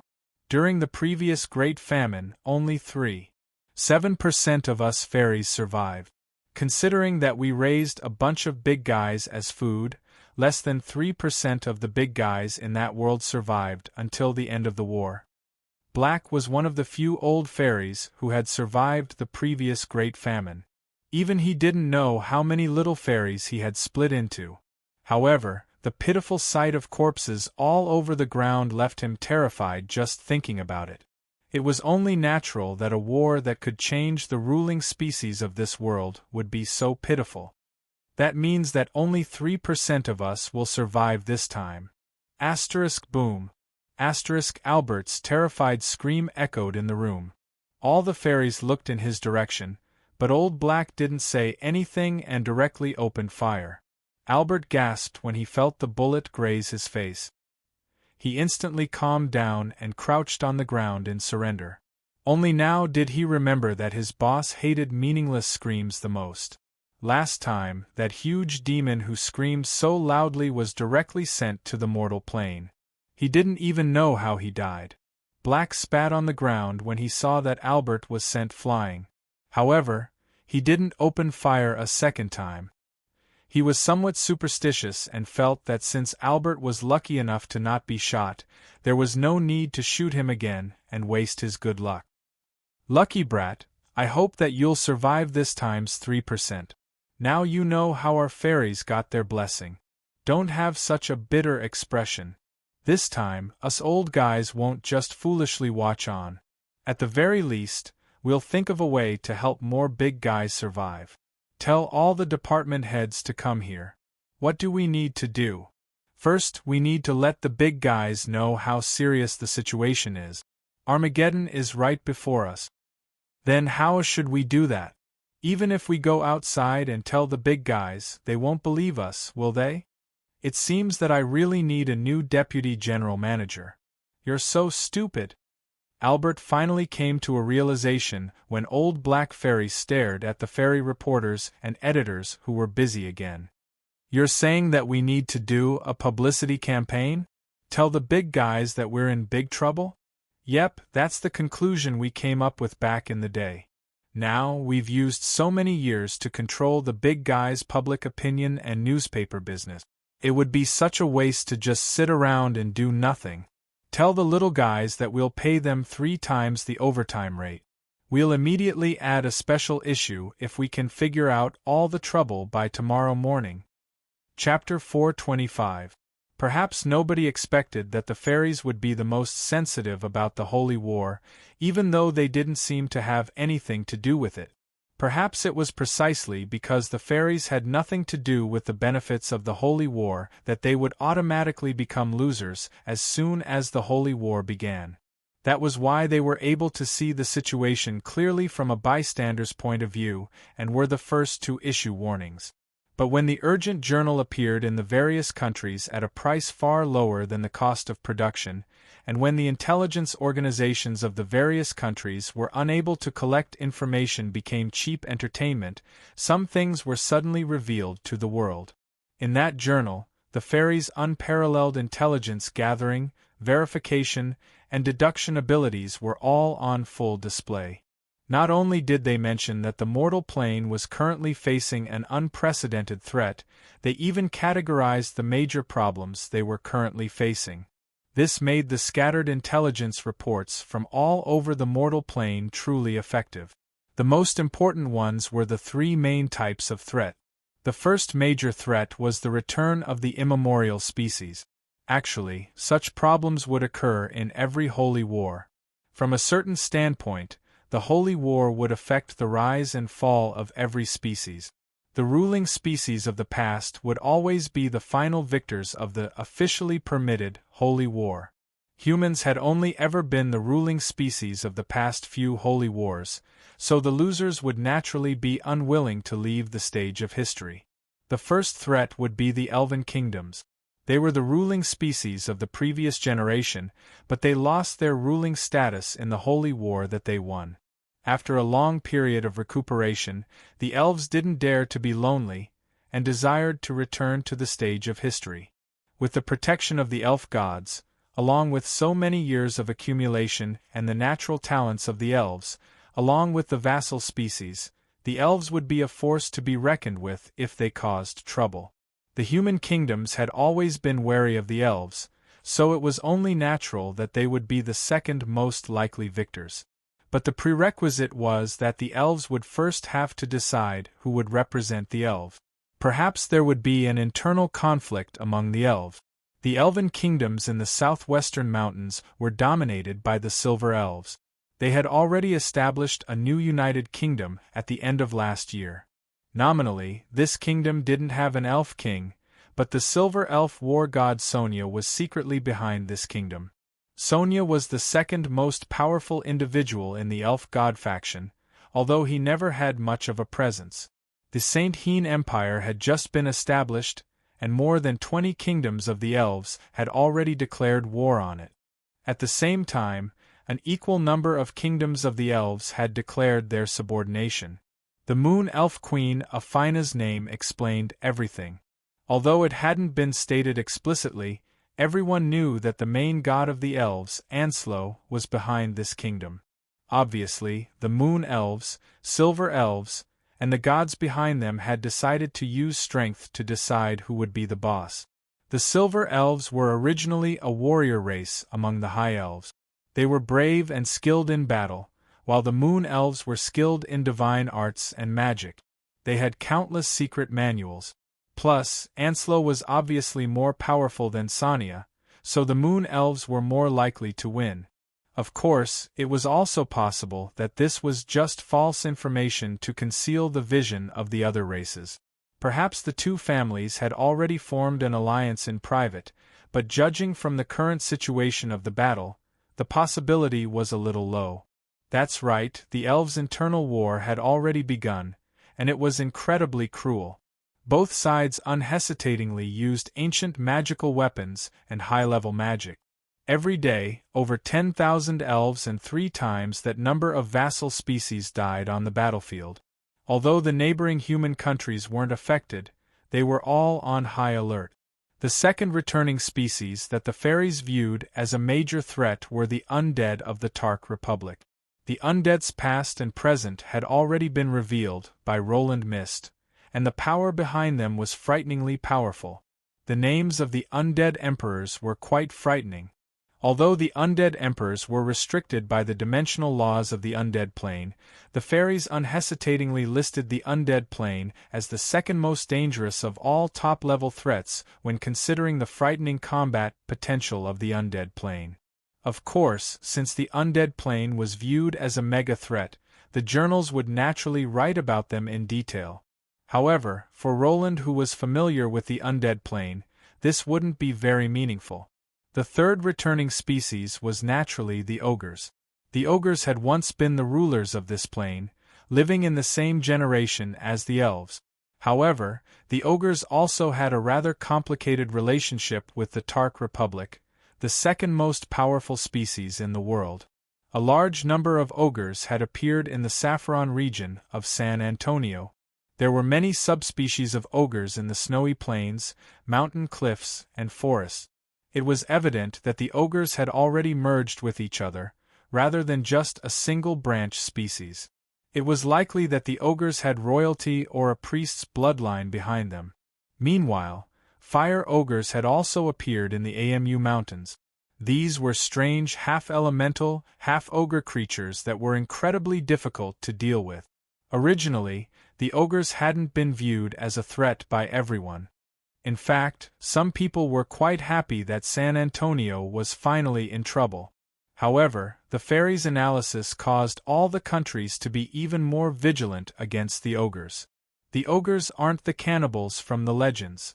The ogres have comforted the residents of the places they conquered and even provided them with food. The ogres are currently steadily establishing their own cities. Nobody knows how they arrived, but it's obvious that they're not a single species. It's highly likely that they have the support of a god. However, it was evident that the ogres had met with major trouble. Although it was unknown why the ogres had chosen the mountains around San Antonio as their base of operations, this mega-empire would definitely be difficult to deal with. The Sea Tribe was quite powerful, and they also had the support of a true god. However, considering that the Sea Tribe had to live in the sea or by the shore, their aggressiveness was limited, so the Sea Tribe's threat rating wasn't very high. Not only that, the Ottoman Empire was also there to deal with the Sea Tribe. Of course, the fairies' analysis wasn't complete. The ancient species that had only appeared in small numbers weren't on the Sea Tribe's list. The fairies had obviously missed out on the most important species, the return of the Titans and the awakening of the giant. However, the dragons and the Bardi Empire seemed to be fighting against these species as well.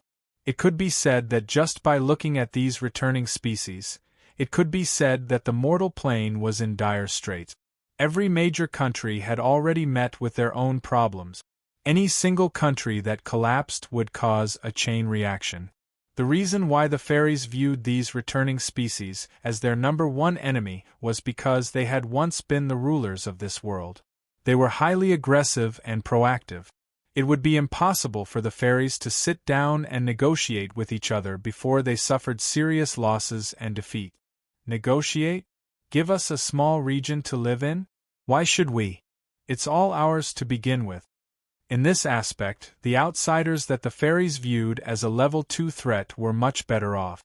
Out of all the outsiders, the ones that attracted the most attention were the gigantic bugs that had appeared around the North Sea. However, considering that the average temperature there was around -10 degrees Celsius, only primitive humans and seals would be on guard against them. The fairies were still collecting information on the bugs. However, the bugs were completely incapable of communicating with each other. They would even attack each other if they encountered them. Even if the fairies saw the bugs' communication, it would be useless. It would be incredibly difficult to obtain information on the bugs. This mission seemed to be impossible to complete in a short period of time. Then Roland shouted, "Are you kidding me? This doesn't seem right." These strange technological creatures had already tamed many native humans. They had even begun to construct strange buildings. It seemed as if they intended to stage a battle between technological colonists and magical native.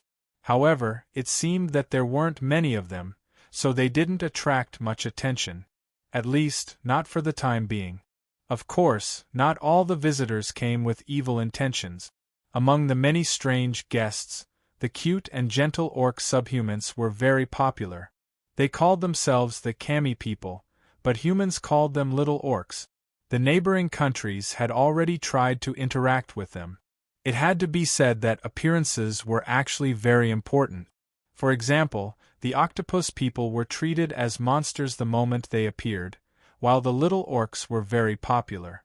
Of course, the fairies wouldn't forget about the wood spirits, who were also a new species. However, it was evident that they were also cute and had been born pure. This world had accepted them from the very beginning. The wood spirits were viewed as a level 2 threat not because they were a high level of threat. Instead, as the Holy War progressed, more and more new visitors arrived. Not only did this world become more and more colorful, but it also brought even more threats. The third threat was actually the main threat to this world: wars between human countries.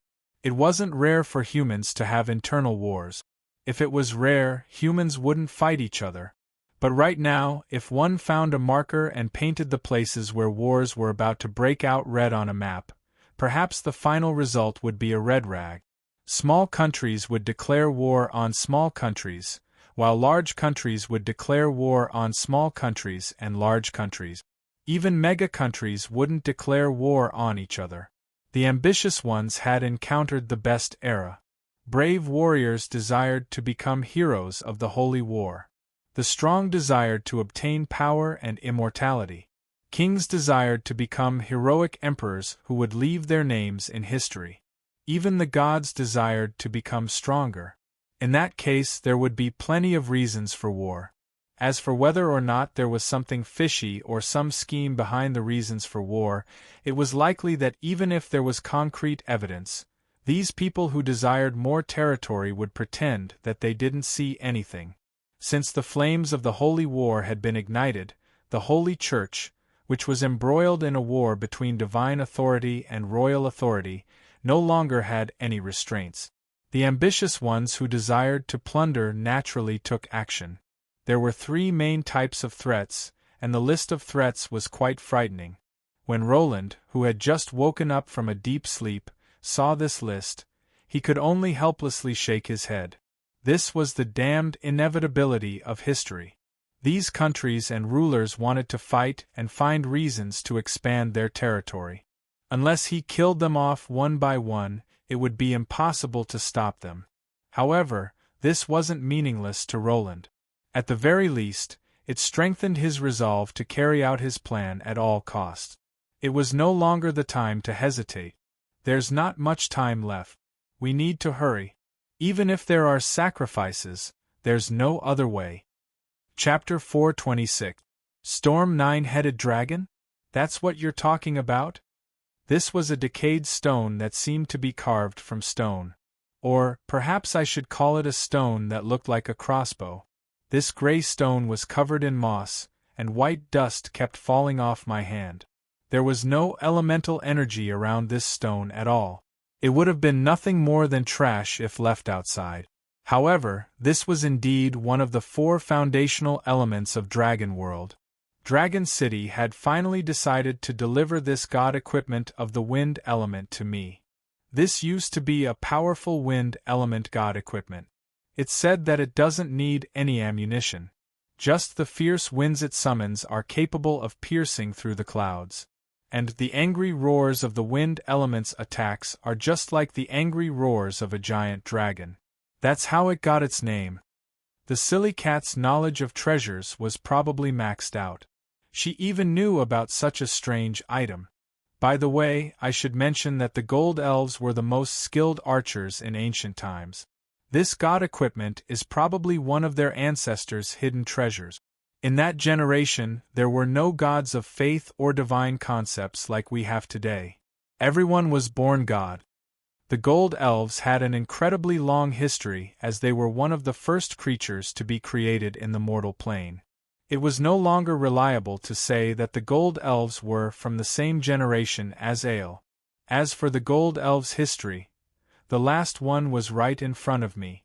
Considering how the silly cat was becoming more and more irritable due to the elves' internal conflicts in the mortal plane, I felt that it would be best not to actively try and provoke her. Yep, it sounds really amazing. But right now, it's probably too old even if you throw it in a museum. This god equipment sounded quite amazing, but it was obvious that it couldn't be used.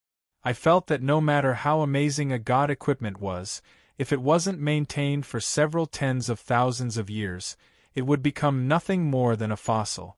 Under normal circumstances, this wouldn't happen. That's because god equipment contains divine power, and the most basic attribute of divine power is eternal. Most god equipment won't naturally break. But the true reason why this god equipment became like this is because of the current situation in the mortal plane. It was obvious that a huge problem had appeared in this plane. As one of the 4 key nodes in the construction of this plane, this former divine artifact had obtained certain special privileges in this plane and had become the barometer of the plane. And it seemed like it would turn into sand with the wind at any moment, which also proved that this plane was in its final years. Since the Titans were known as the children of the earth, most of them were composed of the earth element. That was why when they collapsed this dimension, they also affected the foundation of the 4 elements. When considering the opposing relationship between the 4 elements of wind and earth, I was absolutely certain that this wind god equipment had been the most damaged of the 4 elements of wind that had turned into a fossil. From a certain standpoint, Dragon City didn't have any good intentions. Considering how difficult it would be to obtain a fire-type god equipment in the water elemental plane, I told them that it would be best if I could obtain a fire-type god equipment. If that wasn't possible, I could also obtain a water-type god equipment. However, it was evident that they didn't listen. I flipped open my notebook and ticked it off. I had completed another quarter of my task. Of the 4 elemental god equipment, I had already obtained the god equipment of earth. The god equipment of fire shouldn't be too much of a problem. Yesterday afternoon's measurements showed that the elemental tide had become unbalanced again. It seemed that another elemental god had perished. Judging from the elemental waves, it was most likely the water elemental god. It seemed that Solo had successfully negotiated with the water elemental god. However, this unbalance actually made the dragon world's elemental tide even more balanced. It would seem that the collapse of the dragon world would be delayed. The reason? The main reason for Omdoroken's incident wasn't that the earth elemental god had died. It was that I had destroyed the earth elemental throne. This was just like a government organization. If a department's manager died, it would be enough to simply replace him. The effects wouldn't be too great. However, if the department that manager was in charge of was destroyed, then the effects would be quite troublesome. The fire element was the opposite of the water elemental god. The fire element didn't have a fire elemental god to begin with, and now that the water elemental god was gone as well, the 2 elemental thrones were still in effect, making the balance even more balanced. Now that the wind elemental god and earth elemental god were both rather weak, the 4 elements were perfectly balanced. Alos. It would seem that the legends were indeed unreliable. She actually treated him as someone who lacked emotions. At the very least, Harlois wasn't wrong. She truly loved her husband deeply. In that case, I should revise my plan as well. After all, I really like happy endings. Yep, although we're the core members of the FFF faction, true love doesn't burn down has its own traditions. I slightly changed some things in my notebook, but placed them on the 3rd priority list. I would only consider completing them if the conditions were met. Before completing my grand plan, any extra sympathy would be nothing more than an extravagant emotion. However, the fact that the 4 elements were perfectly balanced was similar to the ancient elemental balance. This was doubtlessly a good thing for those who desired to make breakthroughs. It was foreseeable that there would be a new batch of people who would make breakthroughs among my subordinates, which would be helpful for my future plans. In that case, I could barely count as owing them a favor. If the conditions were right, it would be fine to help them out.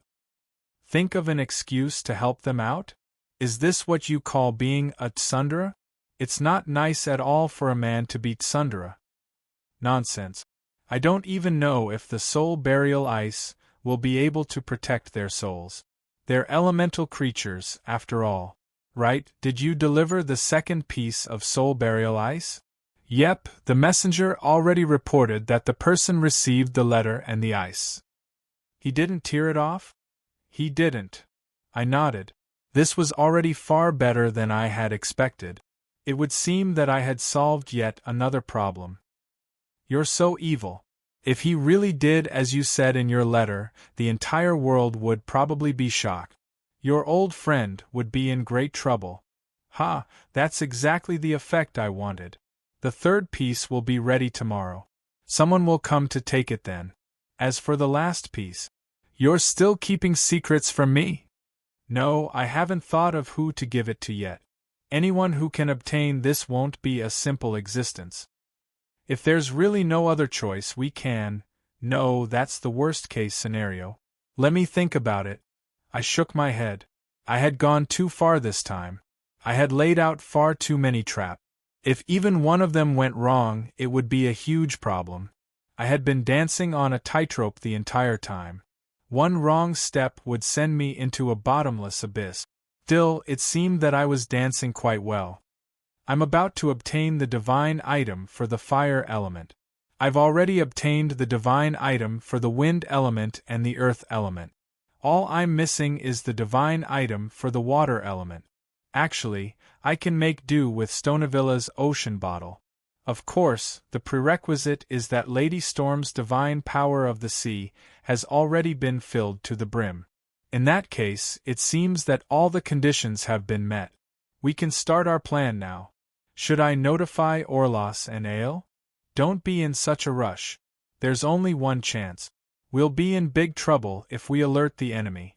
Let's first see what the situation is like with the Bardi and Ottoman Empire. It's about time to activate our two critical chess pieces. I closed my notebook, which was now covered with all sorts of notes and patches. It would seem that I had been in too much of a rush. After all, the goal that I had been pursuing for so many years was right in front of me. It was only natural for me to be anxious. Indeed, there's only one chance. If the information is leaked, we'll become the world's public enemy. We should be more cautious. I didn't expect that the silly cat would be even calmer than me at such a critical moment. She had clearly been so angry that she hadn't eaten for an entire day and night when she read about the fairy's special supplement. It seemed that the silly cat really didn't need to eat. In that case, wouldn't it be a waste for her to steal food from me? Right, how does it feel to reach the legend rank? Thanks to you, I've also broken through my bottleneck. I'm now at least 3 times stronger than I was a week ago. The silly cat was quite proud of herself. Breaking through to the legend rank had increased her mana by an entire level. She could now use many magic spells that she couldn't previously use. Plus, she could recover from all sorts of forbidden spells and minor forbidden spells. Not to mention, she also had this physical body's buff. It was only a casual statement that her mana had increased by 3 times. Me? This is already the 5th time. What else can I feel? Although I had broken through, I could only smile wryly when I felt the incredibly special soul imprint in my heart. It wasn't that there was a problem with my soul imprint, or that my power level was lower than I had expected. It was the opposite. My power level had far exceeded my expectations, so I had profited. And it just so happened that this profited actually proved one of my guesses, which made me feel rather complex inside. I can only take things one step at a time. Chapter 427.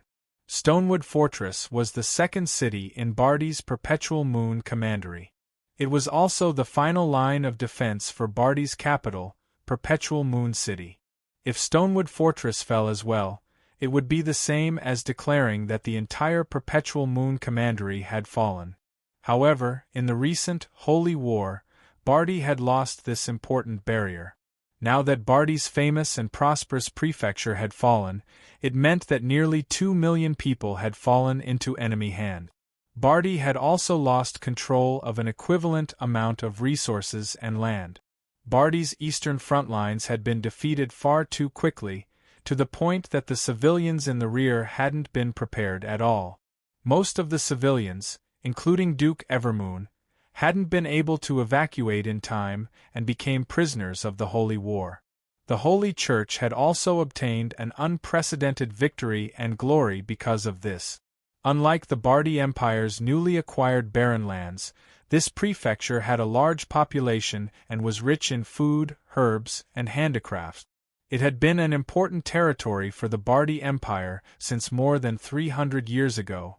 Not only did the Bardi Empire's loss deal a blow to the Bardi royal family's reputation and prestige, it even had a negative impact on the Bardi Empire's national power. After the sudden arrival of reinforcements, when the evil dragons hidden among the heretics and cultists were defeated by the giants and angels, Cardinal Stephen, who was already prepared to commit suicide, felt as if he was being assisted by God. No, to be more precise, he was the son of fortune favored by the God of holy light. To be honest, even the higher-ups of the Holy Church didn't think that they would be able to win this battle. The veteran General Gordon, who was ranked number 7 on the Holy Church's famous general rankings, refused to continue participating in this battle. That was why the Holy Church sent over the former Bardi diocese Bishop Stephen, who had received a lot of criticism from the Holy Church due to the stealing of credit incident. The main reason was that there were no more bishop-level members of the Holy Church who were willing to be the leader of the Holy Church. Since you're already destined to take the blame and step down, then it's the same to take one more blame. Reality had already proven that a leader who appeared out of nowhere might not necessarily be there to steal the credit. He could also be there to take the blame. However, if he was lucky, then the blame might become the credit. No one expected that the legendary cloud giants would suddenly appear on the battlefield at this critical juncture when both sides seemed to be pessimistic about the Templar Expeditionary Army's chances. They even found the evil dragons hidden in the enemy's camp and attacked them together with their allies. Then, the allies that arrived together with the cloud giants explained everything. Angel. It was a holy angel. We are still blessed by the Lord. Humanity's worship of angels had been repeatedly reinforced through countless religious stories. These creatures of order, which had long since left this plane, appeared, and they represented an irresistible God's prophecy. Even in that long night of the undead, when faced with the world's doubts as to why the Holy Church's allied armies had failed and why the gods didn't save us, they still managed to explain it as the God's test for the world. Such a concept wasn't formed over decades or centuries. As the perfect creatures that were described in the oral records, the angels attracted the entire world's attention. Just because they joined the new Holy Church's allied armies, countless Holy Church members traveled thousands of kilometers to join them every day. Even though these angels were in an extremely strange state, with their entire bodies covered in unique golden armor and even their faces hidden behind helmets, their explanation of "we're still unable to adapt to this filthy world" was accepted by the church members.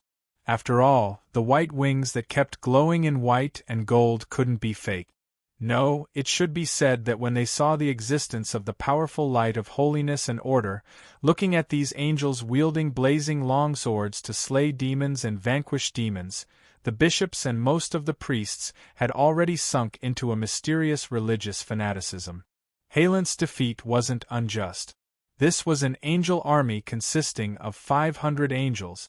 An adult angel was only slightly weaker than a dragon, and a fully armored angel warrior's power level couldn't possibly be lower than the gold rank.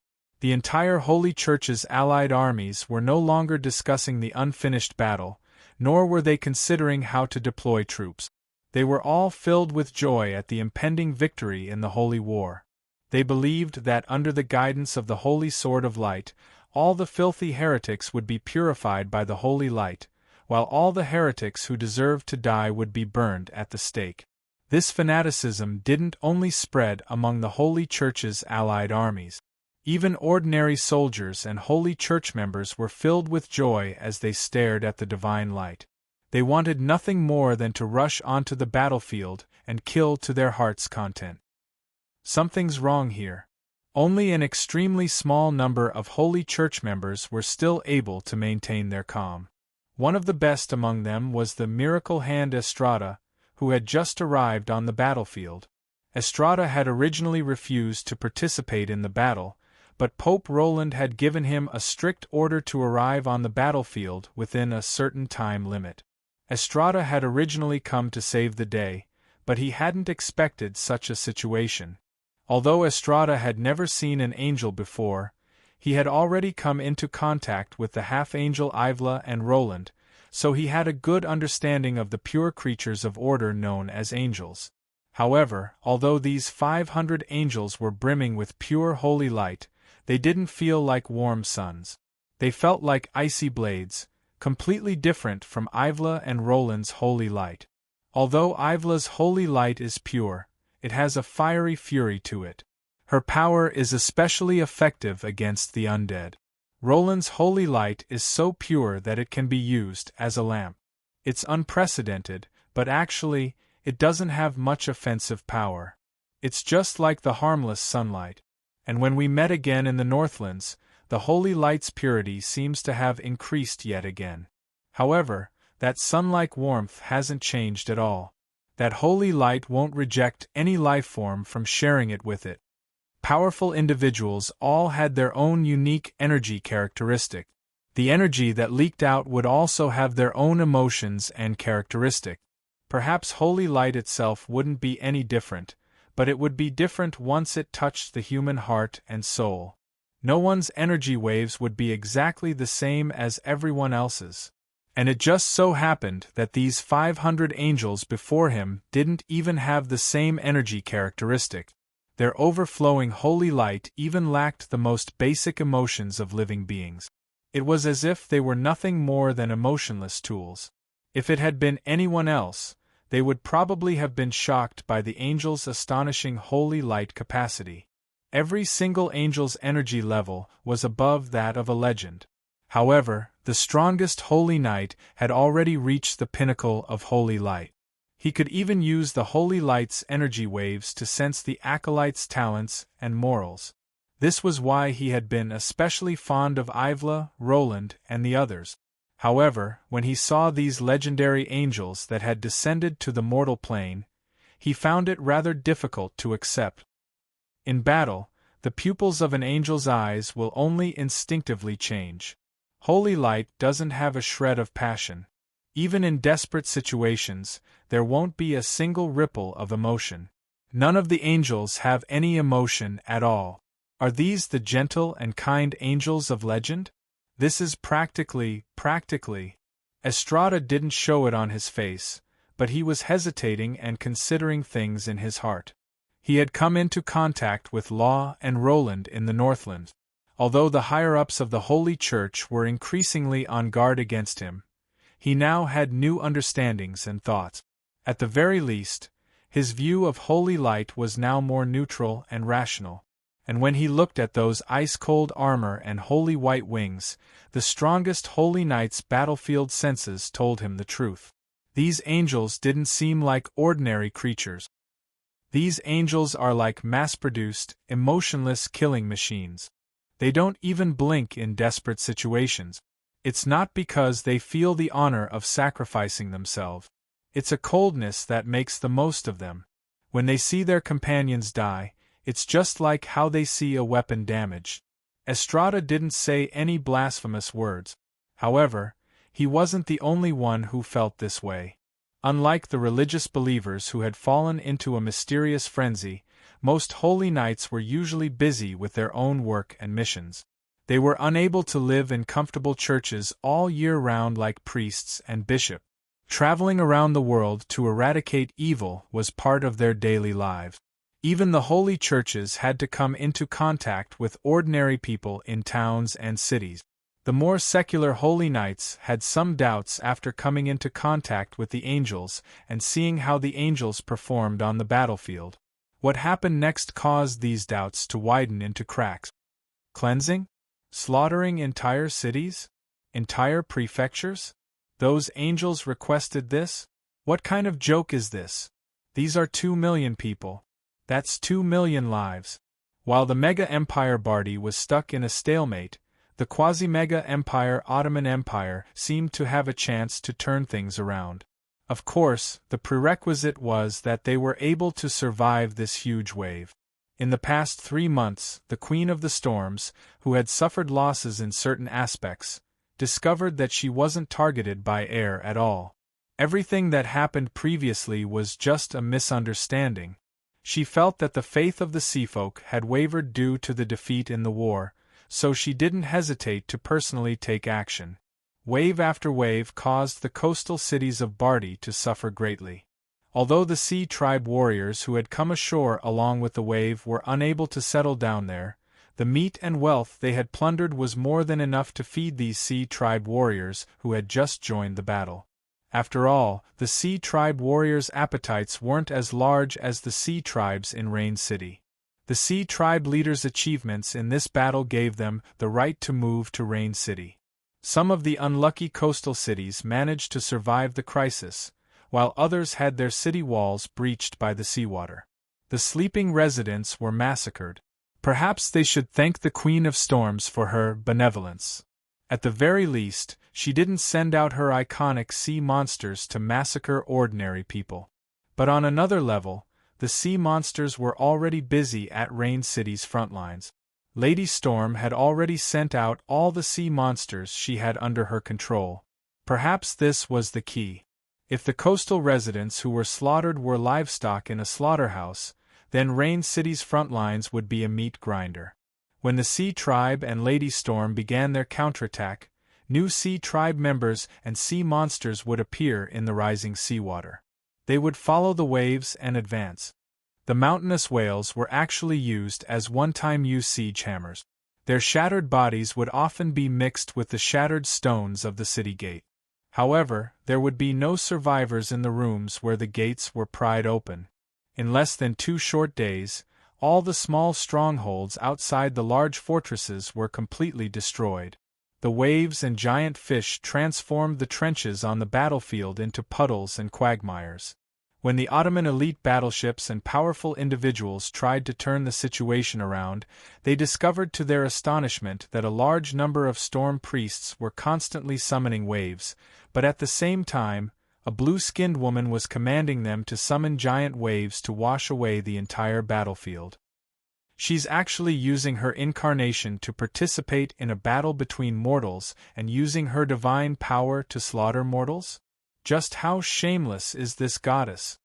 Even though the holy war had already begun, and the true gods were no longer forbidden from directly interfering with mortals on a large scale, this was the first time that a true god had directly interfered in a battle between mortals. From a certain standpoint, this was no different from an adult competing with a child or an animal. It was likely that the other true gods would laugh at him. And right now, Lady Storm was completely shameless. However, the result of a true god's shamelessness was quite direct. With her help, the Storm Priests had the Rain City's torrential downpour extend over. Endless Sea Tribe warriors arrived, and the Ottoman defenders on the front lines fell into a bitter battle. But suddenly, the warriors who were rolling around in the quagmire received a piece of visible good news. The sky is clear? While the humans were pleasantly surprised and the Sea Tribe was in disbelief, the never-ending dark clouds suddenly began to disperse. Sunlight peeked through the clouds and illuminated the blue-skinned woman's face. This noble goddess was filled with astonishment, disbelief, and even fear. Chapter 428. Estrada, the Miracle Hand, the strongest holy knight, the holy light walker on earth. Each of these glorious names represented countless achievements and achievement. Estrada could often be seen in the heroic epics sung in the taverns. If one had to use a single title to describe the first half of his legendary life, living epic would probably be the most appropriate. He is the most pious, the bravest, the most humble, and the most powerful holy knight. This was Roland's understanding of him, and it was also how the world viewed him. Pious. For thousands of years, he had never betrayed his faith in the holy light. Every moment, he used the righteousness and discipline in his heart to restrain himself. Every day, he devoutly prayed, drank clean water, and drank black bread to keep himself away from greed. Even the past popes who were deeply afraid of him didn't dare to question his faith. Estrada was courageous. In countless battles, as long as someone extended a helping hand to him, as long as it was in line with the justice in his heart, Estrada would never refuse. And as long as he participated in a battle, he would always be at the forefront. He had scars all over his body that even the holy light couldn't heal, but there were no scars on his back that deserters would have. The holy light will never refuse a mortal's request for help. As long as there's a shred of hope, we shall fight for the holy light and justice until the very last moment. These were simple words, but they were never empty slogans.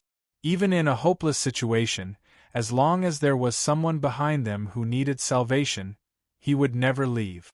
He was humble. Different from the other upper echelons who lived luxuriously, he never had the self-awareness of being one of the higher-ups of the church. He always lived in the dormitories provided by the church, and anyone could directly go to him. However, the old holy knight had countless disciples. He liked young warriors, and it was one of the joys of his life to nurture talents. There were countless heroes in his long list of disciples, and one of them gave him a huge headache. Roland, if you could be slightly more serious, you would definitely become one of the most powerful holy knight in history. No, this is not a reason for you to skip school. In order to be worthy of your talent, I will give you special supplementary lessons. Holy light divine arts can't stump you, but how about swordsmanship? What? You're already a sword saint? Why don't we talk about philosophy? What? There's a prize in a philosophical and theological debate? Fine, if you lose, return the wallets to your fellow apprentices. I will lose? What a joke. Even now, Estrada still remembered that sunny afternoon. The boy who had a bright smile on his face had just won half a year's salary from his fellow apprentice brother's wallet in a bet. Estrada had just won half a year's worth of salary from Estrada. To satisfy your selfish beliefs? Was it just a pure faith that recognized justice? Little Roland, you mustn't tell anyone else. No, it's not that I don't approve of your way of thinking. Otherwise, it won't count as your victory. But there are some people who are even more stubborn than an old man like me. They will directly destroy the physical body of an opponent that they can't defeat in a debate. It doesn't matter to me, but you're still young. Don't make trouble for yourself. Perhaps what Estrada regretted the most was that he didn't get to the bottom of the matter. He didn't try to change Roland's overly extreme way of thinking from the very beginning. Estrada only believed that Roland was just a young genius' crazy way of thinking that would be gradually corrected by the harsh reality and public opinion. He didn't expect that the slight difference in opinion would gradually become larger and larger, and that Roland would gradually reach an irreversible state. Power. The long years taught him that justice without power as a backing was meaningless. And the strongest holy knight. No, perhaps it could even be said that Estrada was the strongest human. Nobody would object to that, even though it had been more than 100 years since he last fought. Roland, the hatred of the past has already driven you to insanity. I created you, but I didn't save you from a hopeless fate. This is all my fault. Roland, face me. Face that unqualified mentor of yours. Today I shall correct my past mistakes here, even if I have to pay with my life. During the Yonye calamity, Estrada's dazzling figure that charged alone against the countless undead calamities was still etched deeply in everyone's minds. Even after the Holy Church's allied armies were completely destroyed, Estrada's heroic feat of challenging Emperor Yonye and his army by himself had already become the most dazzling sculpture on the ceiling of the Anton Cathedral. pious, courageous, humble, and powerful. As a holy knight, Estrada was perfect. If one had to forcefully find any flaws in him, it would probably be that he was too perfect and too dazzling. Every pope in the past viewed him as a useful weapon, but that was all. When Estrada's personal reputation surpassed that of the pope, his personal opinions would occasionally conflict with the Church's teachings and authority, and the Church's higher-ups would naturally find him quite annoying. After so many years, Estrada had gotten used to being neglected, feared, and ostracized.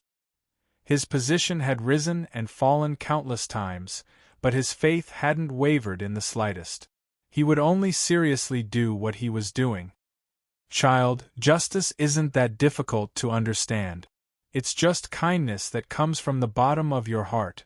Faith is the process of discovering and expanding your own kindness. We pursue the faith of the Holy Light only because we believe that the Holy Light can protect the kindness in people's hearts. When you need to make a choice, just ask yourself what's in your heart. You'll be able to make the choice that belongs to you. AD 226. Although Estrada's faith was somewhat different from the Church's higher-ups, with the phrase, "all teachings that don't guide people towards kindness are evil cults," giving him countless troubles, his teachings about faith still spread throughout the entire continent. Countless young people chose the glorious job of Holy Knight because of this. The Holy Knight's path of Holy Light was also subtly different from other Holy Light job classes. Kindness from the bottom of your heart became the motto of the young knight outside the city, and it also became the strongest Holy Knight's weakness that was always being attacked. If the God of Holy Light's divine decree conflicts with your justice, what choice would you make? Someone had once questioned Estrada about this, and his answer had caused countless dispute. Everyone thought that they had caught Estrada's weakness, but he laughed out loud in front of everyone. His thunderous answer still echoed throughout the entire Holy Church to this day.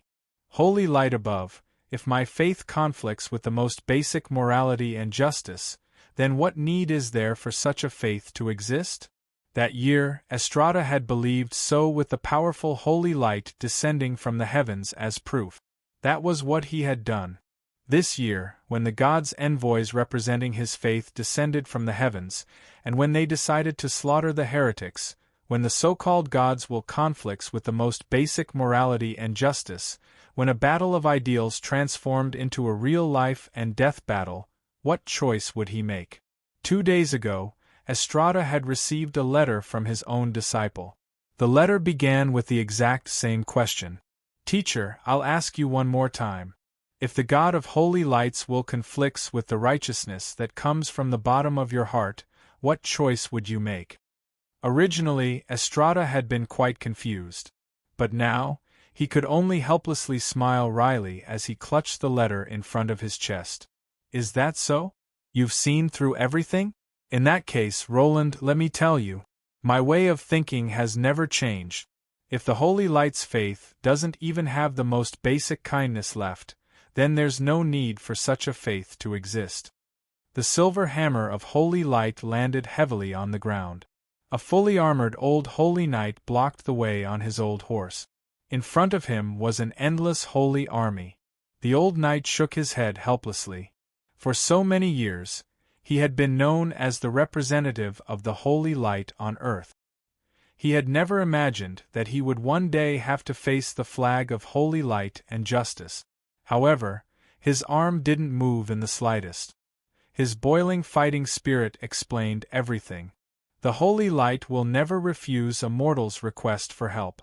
As long as there's a shred of hope, we shall fight for the Holy Light and justice until the very last moment. Behind him was a city of heretics. The old knight's angry roar echoed throughout the entire battlefield, and right now, the glorious vanguard of the Holy Light army mysteriously retreated in front of the old knight. No, not everyone retreated. Someone suddenly took a step forward and walked out from under the glorious flag of Holy Light. "Ken, I didn't expect that the first person to face me would be you, my disciple." The old Holy Knight was somewhat nostalgic and somewhat surprised. However, he didn't hesitate at all. After making such a decision, the old holy knight was mentally prepared to face any opponent, even if the opponent was the disciple he was most proud of. Old antique, you probably have countless disciples. What's so strange about me being one of them? This was a middle-aged knight with a pitch-black face. The holy knight Ken, who was also a semi-god, walked up to Estrada and unsheathed his longsword.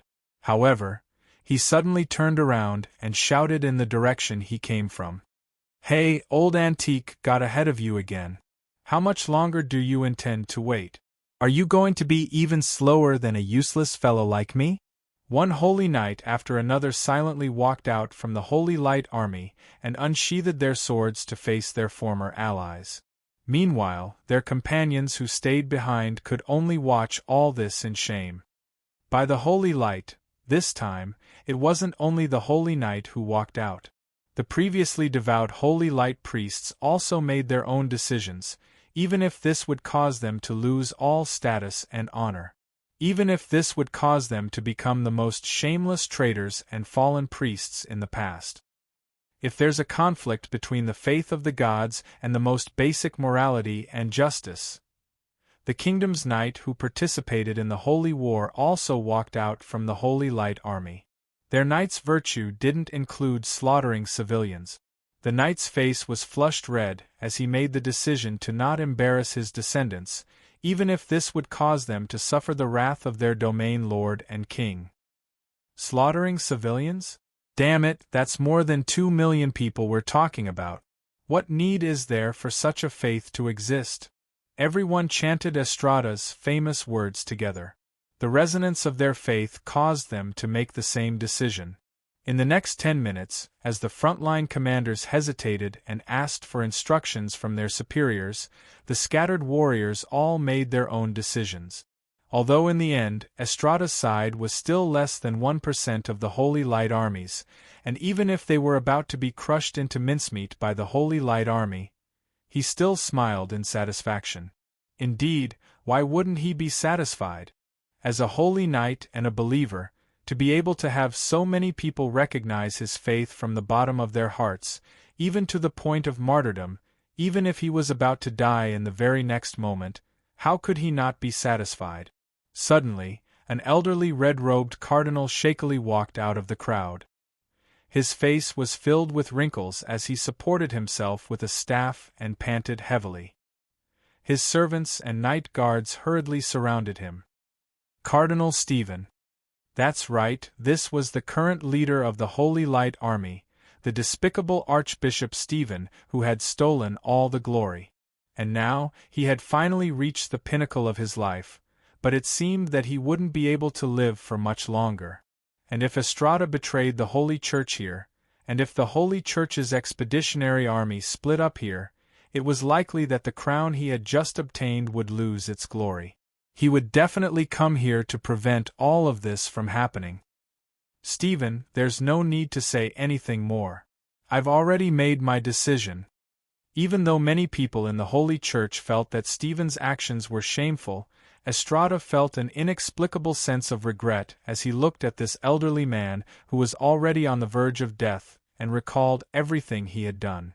In his memories, the past Stephen was still a stubborn orphan who wouldn't complain even if he was bullied by his classmates. Instead, he would secretly hide and cry for the sake of his fellow believers who he couldn't save. And under everyone's gazes, the elderly cardinal who had finally calmed down finally spoke.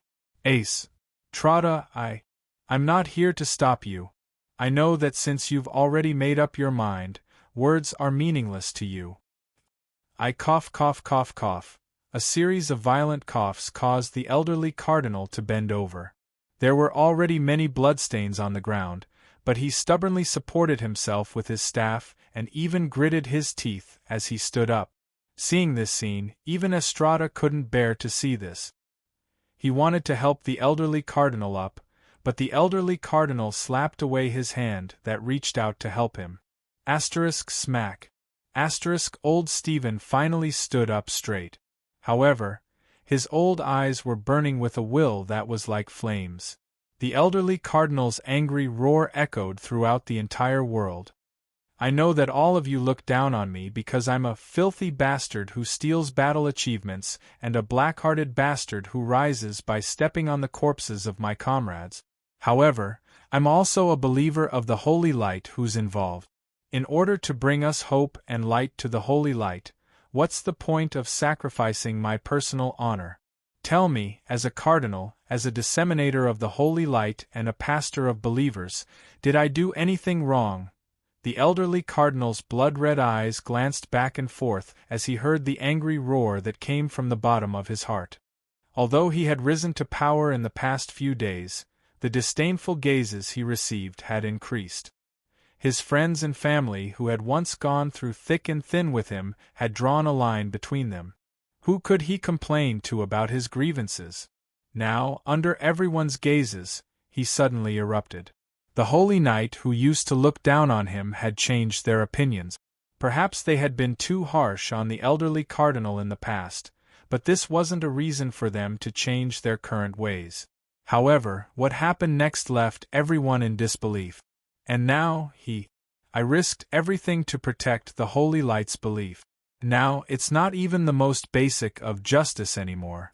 Why would I still risk everything to protect him? Teacher, I'm not going to be the leader of the allied armies anymore. I'm going to face the future together with you, even if I'm destined to die, even if I'm unable to ascend to heaven in the future. Cough, cough, cough. His violent coughing caused him to bend over once again. However, this time, the elderly cardinal had his teacher help him up. At this moment, even the warriors who were still in the Holy Light's faction were now looking at this elderly cardinal whose reputation had been completely ruined. When even the leader of the allied armies betrayed the Holy Light, the entire Holy Light's allied armies were in an uproar. The warriors who had just made up their minds hesitated again. Some naive individuals even thought that perhaps if more people had chosen to betray the Holy Light, the Holy Church's internal war wouldn't have erupted. This would have become a critical turning point in history. But at this moment, a blinding fiery light streaked across the sky. A huge flaming sword descended from the sky. Old Stephen didn't even have a chance to scream before he was pinned to the ground by the burning holy sword. The elderly cardinal who had just made a decision from the bottom of his heart collapsed just like that. This is the holy light. I won't regret it. Unwilling to die in peace, the elderly cardinal reached out his hand towards the sky and took one last look at this beautiful world. Then, he turned into grayish-black ashes in his teacher's hand. The traces of blood that he had just spat out on the ground became the last trace of his life. The seraphim descended from the sky and stood in midair. Angel leader Arketh silently observed the mortals below him. Even at this moment, he was still completely emotionless. Behind him, the powerful angel army had already finished gathering. The angels under their heavy armor only watched silently. Their white wings and the burning holy flames on their holy swords had already indicated their choice.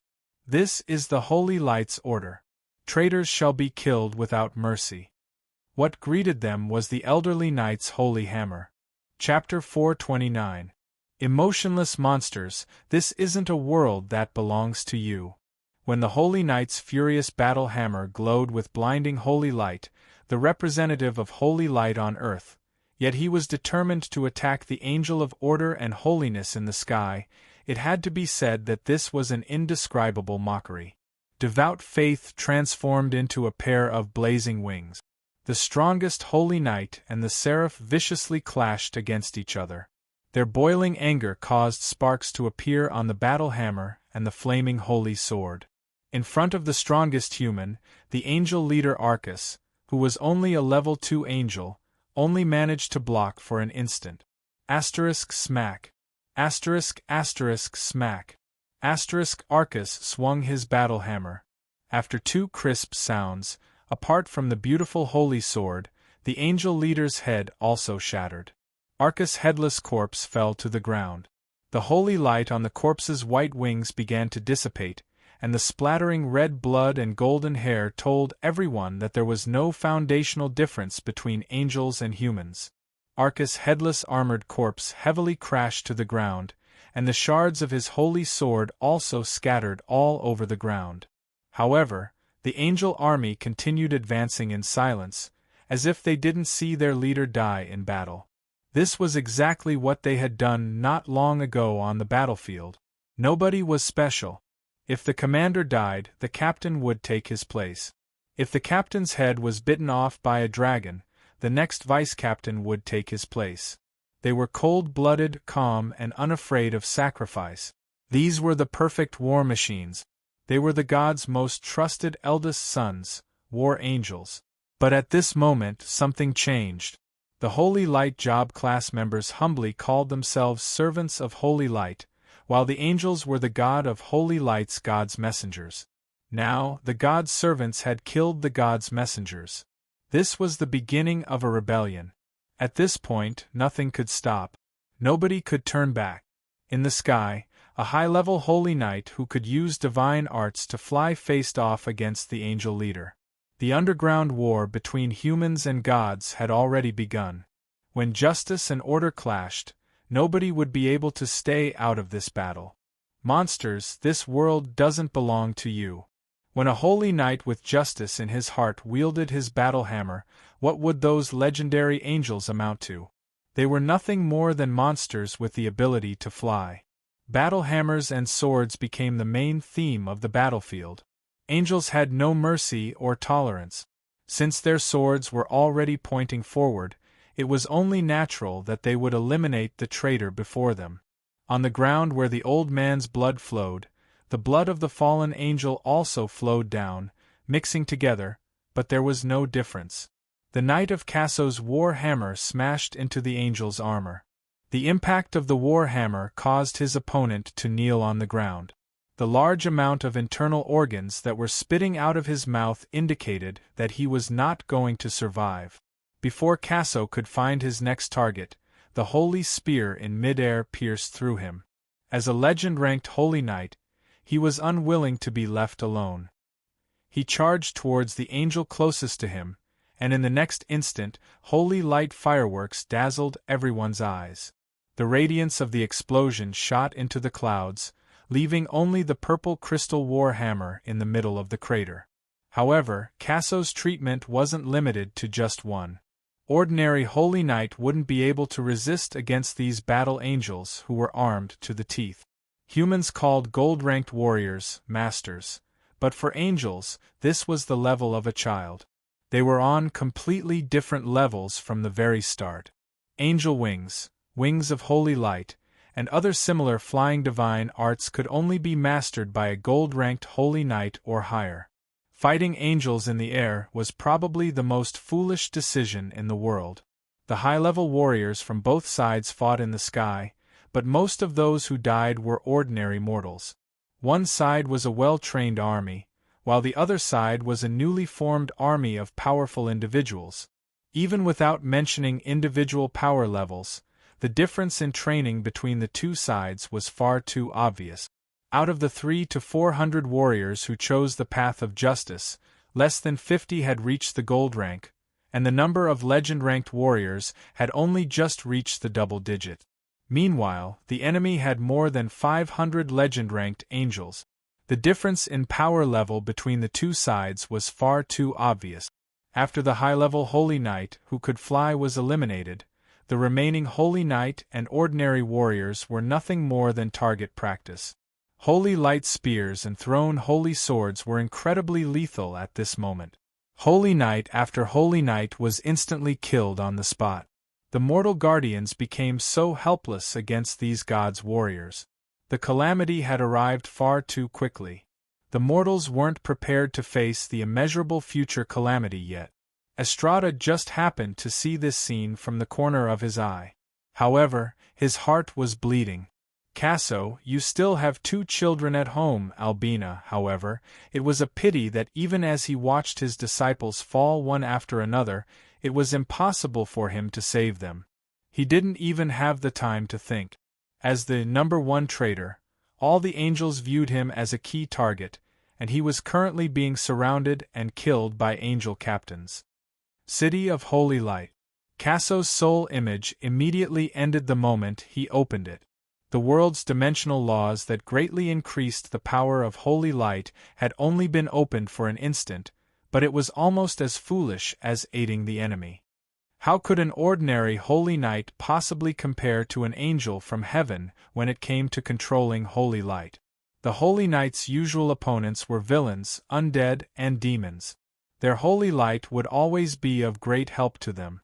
However, they were currently facing a terrifying angel with a high affinity for holy light.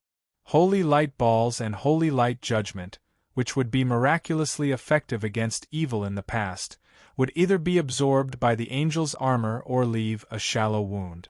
The holy knight's attacks were easily predicted and seen through. Their attacks that were infused with holy light weren't even as effective as normal physical attack. Meanwhile, the holy knights were pure killing machines. The holy flames of their two-handed sacred swords would kill any human they encountered. While the traitors of the Holy Light Church were dealt a major blow and seemed like they could be defeated at any moment, the bystanders of the Holy Light Alliance were internally conflicted. Embark was an elite holy knight, a warrior who was loyal to the gods. Although his lack of holy light made it impossible for him to become a holy knight, he had always wanted to become a holy knight since he was young. He had volunteered to participate in this holy war, but now, his faith was shaken. The justice in my heart? The God's justice? Is it the God's guidance or the kindness in my heart that's guiding me down this path? Anyone with even the slightest bit of rationality would know that slaughtering ordinary civilians was shameful. But slaughtering 2 million people? No matter which lunatic the executor was, that lunatic would probably be remembered as a great disgrace in history. Perhaps this was the reason why believers couldn't get too close to the gods, and why the gods' prophecies were always vague. If the gods got too close, the gods would lose their mysterious veil, and there would even be conflicts between the God's will and reality. Why would the God of holy light make such a decision? Why? Could it be that human lives are nothing more than ants in the God's eyes? In that case, what exactly is the faith that we've been in contact with all this time? Anyone with even the slightest bit of conscience would be asking this question in their hearts, but they wouldn't be able to get an answer. Out of all the humans present, perhaps only Estrada, who was currently in a bitter battle, truly knew the reason. It wasn't that he was wise or far-sighted. It was that the man who prophesied a massacre in the letter in front of his chest also gave an explanation. So far in the Holy War, far too few people have died. Do you still remember what I told you about the source of the Holy War? Once the wheat is ripe, it's naturally time to harvest it. The source of order desires for a large number of souls to fall into the cycle of reincarnation during the Holy War. Due to certain reasons, far too few people have died, and it's naturally better for heretics to die than its own people to die. If a god of order wants to advance further or just wants to maintain his current position, it's impossible for him to refuse the will of the source of order. It's just like how even the demon princes are unable to refuse the demands of the chaos abyss. The god of holy light who has given up on himself is the easiest puppet to control. However, that man's words weren't just to give Estrada an explanation. That's why, when there's an excuse to save face and actual benefits, a massacre will definitely occur. Those angels that suddenly descended have already proven the God of holy light's decision. Even if you can stop those mortals from slaughtering you, it'll still be meaningless. That's because in the current world, if the God of holy light really wants to make a statement, nobody will be able to stop the strongest existence in the Order faction. That's why I suggest that you be smarter and take care of yourself. Forget it, just pretend that I didn't say anything. If you were as wise as I said, you wouldn't have reached such a stage. The angels were getting closer and closer, so Estrada didn't have the energy to think too much. This wasn't the first time he had done such a foolish thing, but there had never been a time when he felt more despair than now. Oh holy light, could it be that you still have feelings for the humans who have worshipped you for so many years? Perhaps it's just as Roland said. Holy light is holy light, and the God of holy light is the God of holy light. Estrada, who still had a youthful appearance, was asking himself this question in his mind. What he saw was a group of angels that covered the entire sky. At this moment, he had never felt that the angels that always decorated the ceilings of every church would be so annoying, nor did he feel that these winged birdmen would be so disgusting. Estrada wouldn't hesitate in the slightest about entering a land of death. The only thing he regretted and hesitated about was that he had allowed those young lives to accompany him into such a dangerous situation. Since holy light isn't that effective against these angels, then, suddenly, Estrada raised his battle hammer as he flew in midair. A high density of holy light gathered on it, and the next instant, the hammer transformed into countless meteors that struck countless holy knights. That's right, holy knights, not the angels. Angels 12 octaves blessing. I've never thought that there would be such an ironic moment. Perhaps I should change the name of this divine art. Body strengthening, agility strengthening, regeneration, senses strengthening, evil dispelling, protection of justice, holy healing, holy light soaring, and so on. More than 10 types of blessing spells were gathered in a single ray of holy light.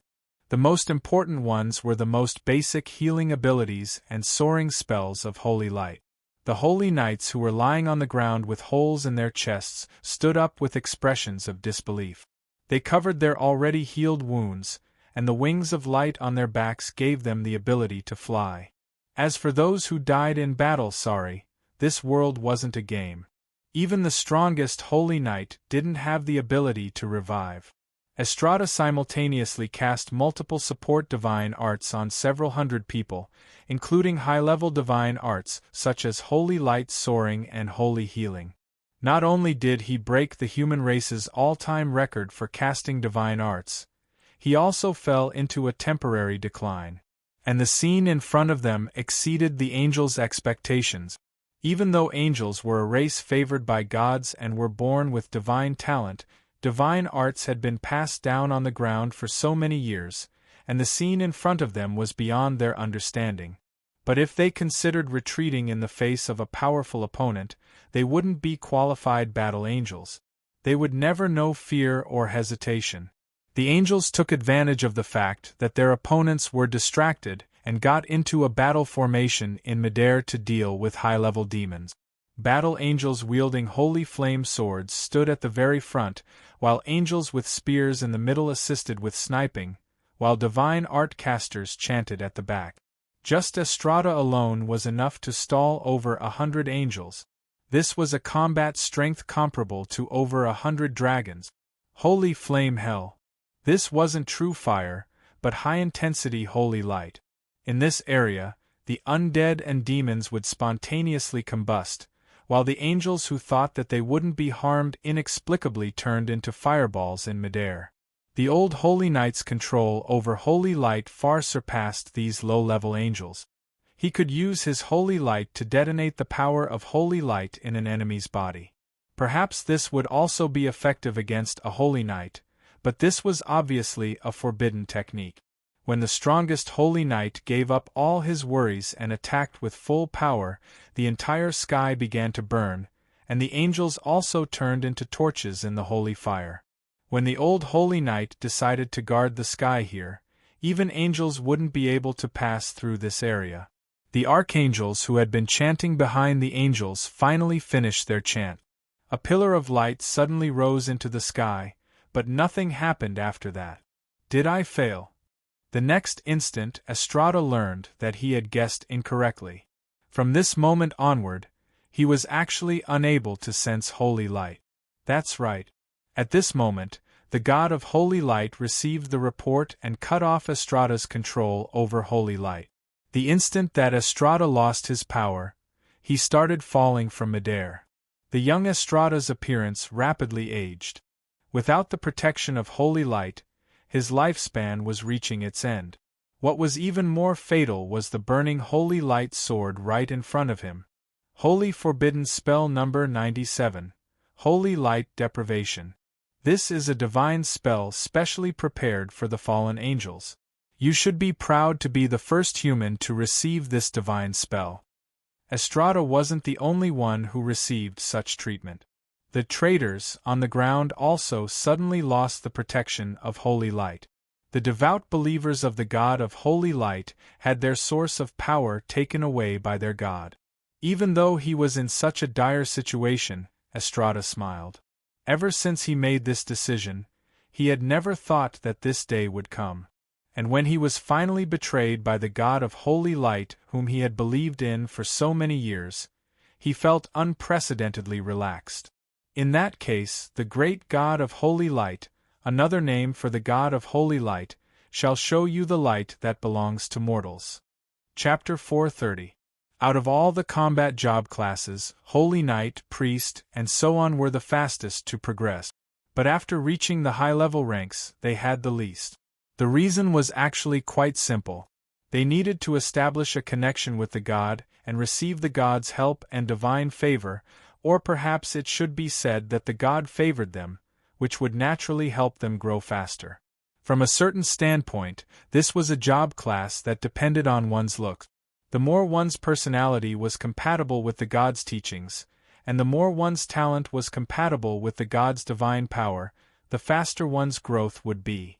As long as one had enough divine favor, it was even possible to surpass the efforts of others in a single night. This was also why Roland had been called the Child of Light back in the day. Apart from the fact that he was a bastard child of the Holy Light, no one else could explain how a human Holy Knight who wasn't even 14 years old could become a legend-rank Holy Knight and shine with holy light as bright as the sun. Gold rank Holy Knight was probably the easiest job class to reach.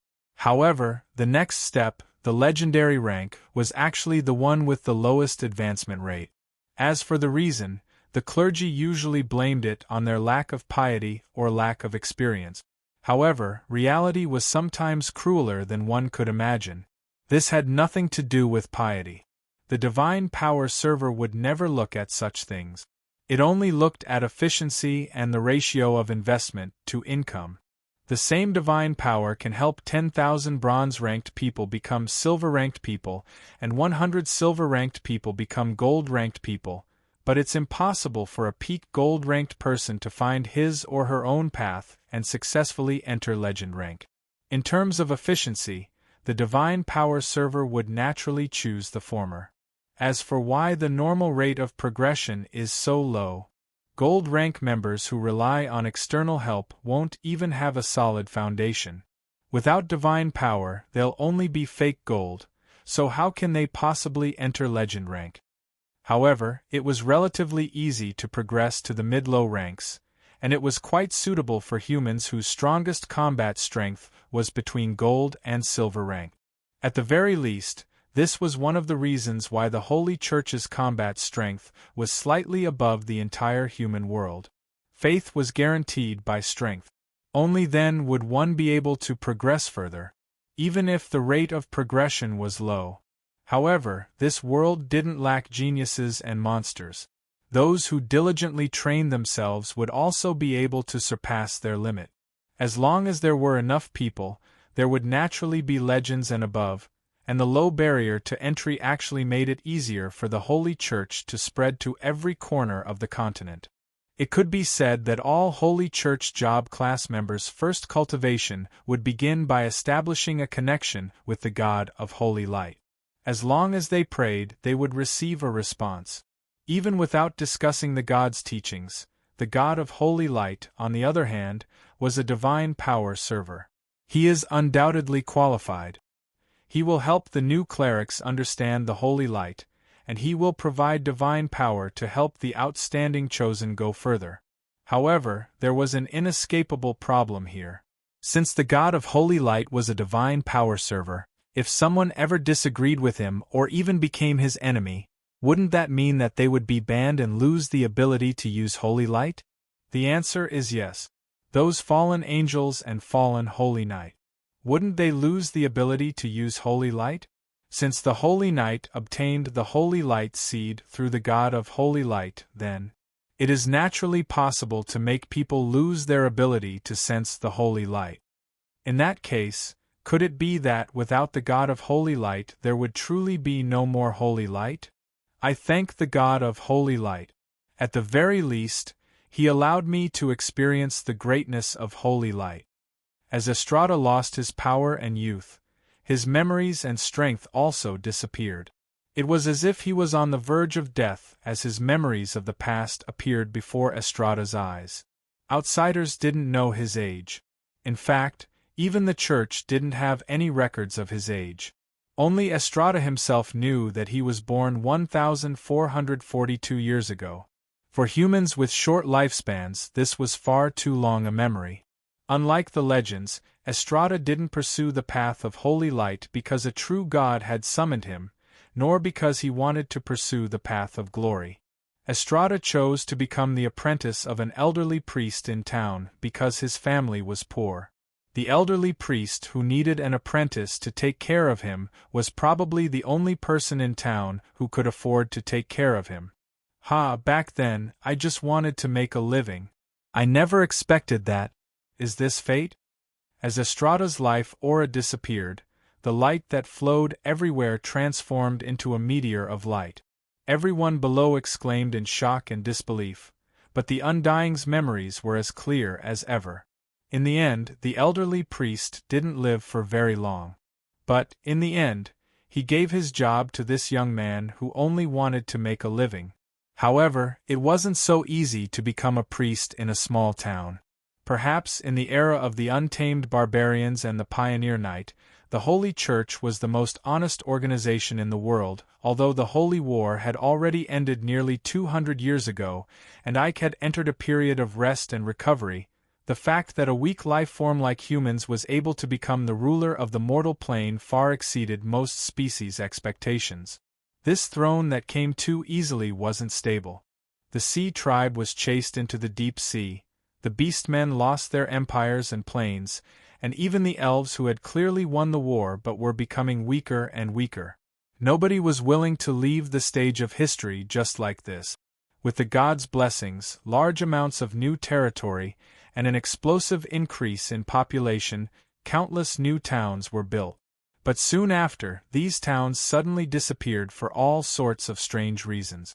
Some of them disappeared because of a sudden plague, or perhaps some evil god was behind it. Some of them were slaughtered by the beastmen, and some of them were simply starving beasts that went berserk. The dead walking in the dark was still a nightmare for the living. At this time, priests and holy knight weren't actually separated from each other. No, it should be said that warriors and commoners weren't separated from each other. Priests usually had to work hard to make a living, but in times of danger, they would abandon their farming tools and head to the battlefield. What? Uncle Martin's leg is broken? You want me to help reattach it? Wait a moment, I haven't mastered such a high-level divine art yet. The Ivan family just gave birth to a brat? That's great news. You want me to name him and bless him?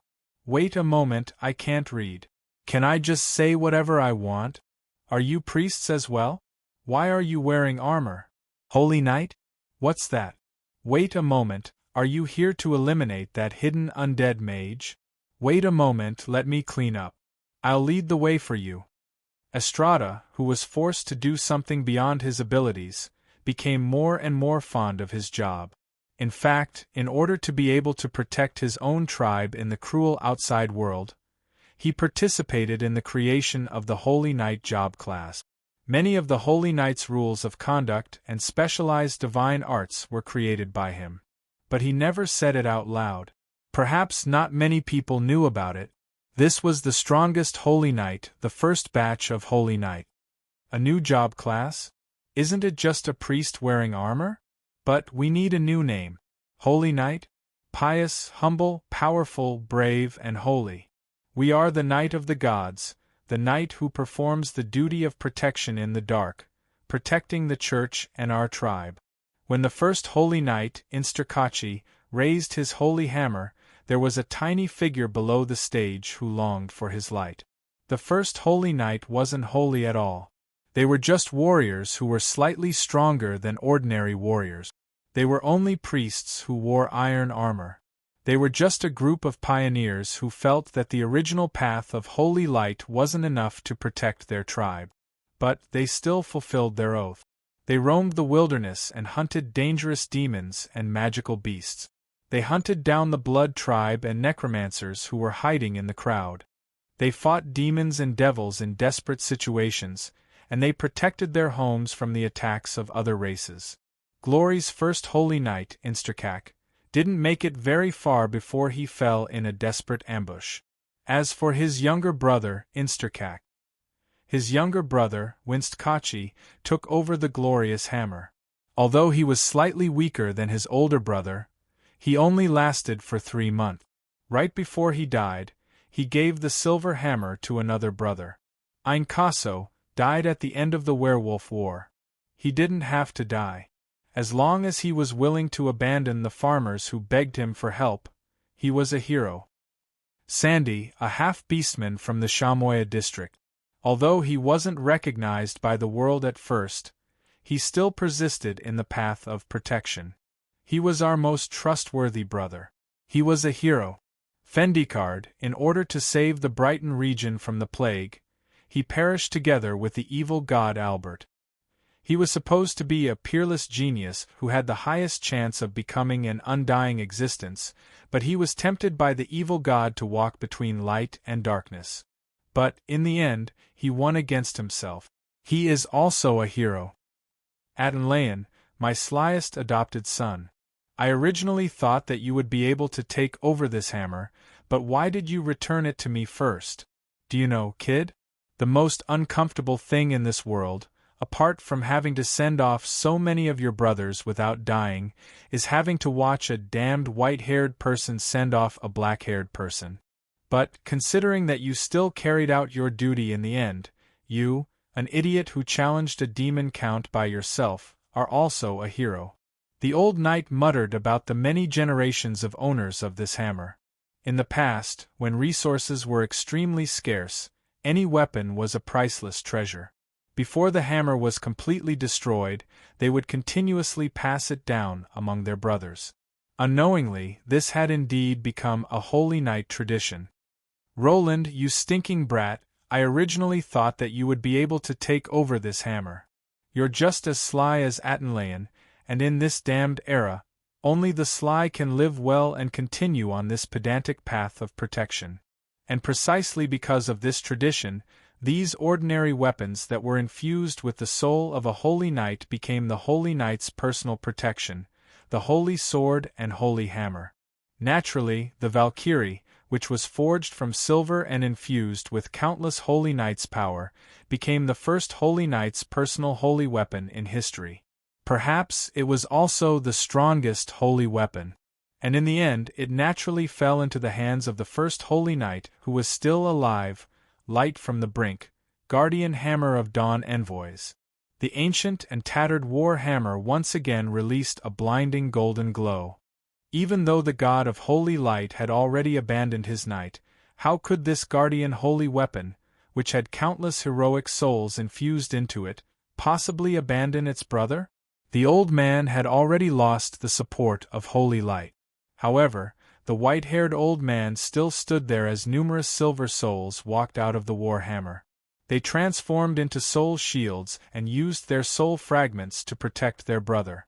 Brother Ainkaso, that little brat Atenlayan, Brother Suddy, Teacher Insterkachi, many familiar faces appeared in front of the old man. Even though the god of holy light had abandoned and betrayed him, the old man didn't waver in the slightest.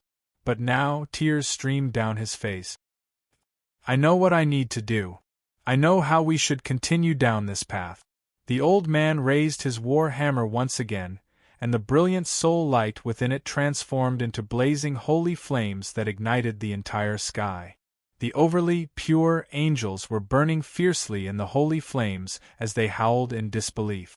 The old knight simply stood there, and the holy light that had just been extinguished was reignited once again. But this time, the holy light didn't come from a natural god. Instead, it came from the holy hammer that had been passed down for countless generations. It came from the depths of the old knight's heart. So it turns out that from ancient times until now, it wasn't the gods who protected us. It was our own brothers and sisters. We believed in the holy light because it gave us the power to protect our family and kin. I devoutly believed in the holy light and pursued the path of holy light. It was actually the same path as my brother's path of sacrifice and protection. Humans never needed to remember gods. What they really needed to remember was. What they truly needed to remember were our brothers and sisters who died one after another. The realization of his soul ignited his soul fire.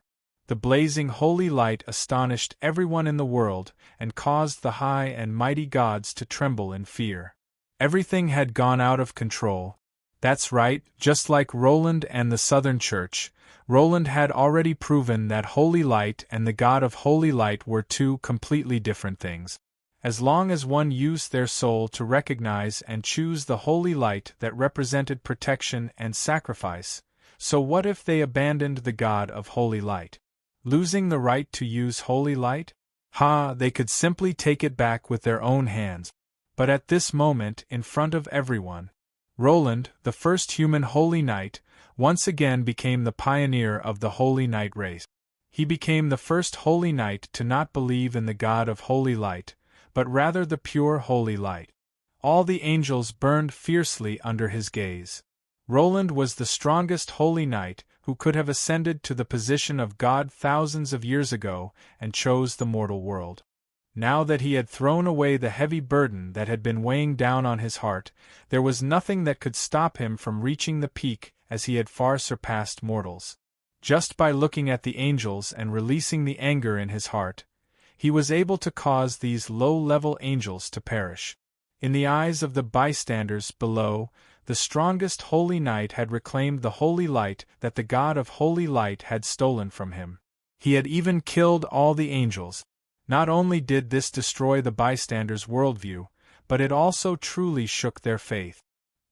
He's still able to control holy light even after being abandoned by the God of holy light. The Southern Church was right. The God of holy light really is nothing more than a fake god. However, the old knight didn't seem happy at all. His heart ached even more as he looked at the few remaining companions behind him. If only he had been able to take this step earlier, perhaps, nothing will seem to change. Order is perfect, supreme, and all wrongs will soon be corrected. The one who descended was a young priest in a white robe. His long hair was dotted with images of stars, and his handsome face was devoid of emotion. Mortal, your fate will never change. The other descendant was an elderly man. His eyes were filled with thorns, and his face was filled with sorrow. The God of cleansing and prophecy, the God of truth and prophecy? The bystanders below recognized these two gods' incarnations. These two gods were both follower gods of the God of holy light. Both gods were at least mid-level gods. Lamer? Potter? I didn't expect to meet you two here. The old knight sighed in sorrow. These two gods had once been his companions as well. But now, their icy gazes and tone made them seem no different from the other god incarnations of the God of holy light's follower gods. Perhaps the main reason why he refused to ascend to godhood was that he didn't want to become like them. Order is the highest, mortal. The two gods' incarnations were still saying their extravagant introduction lines, but smack. Smack. Their opponents were obviously not interested in listening to them finish.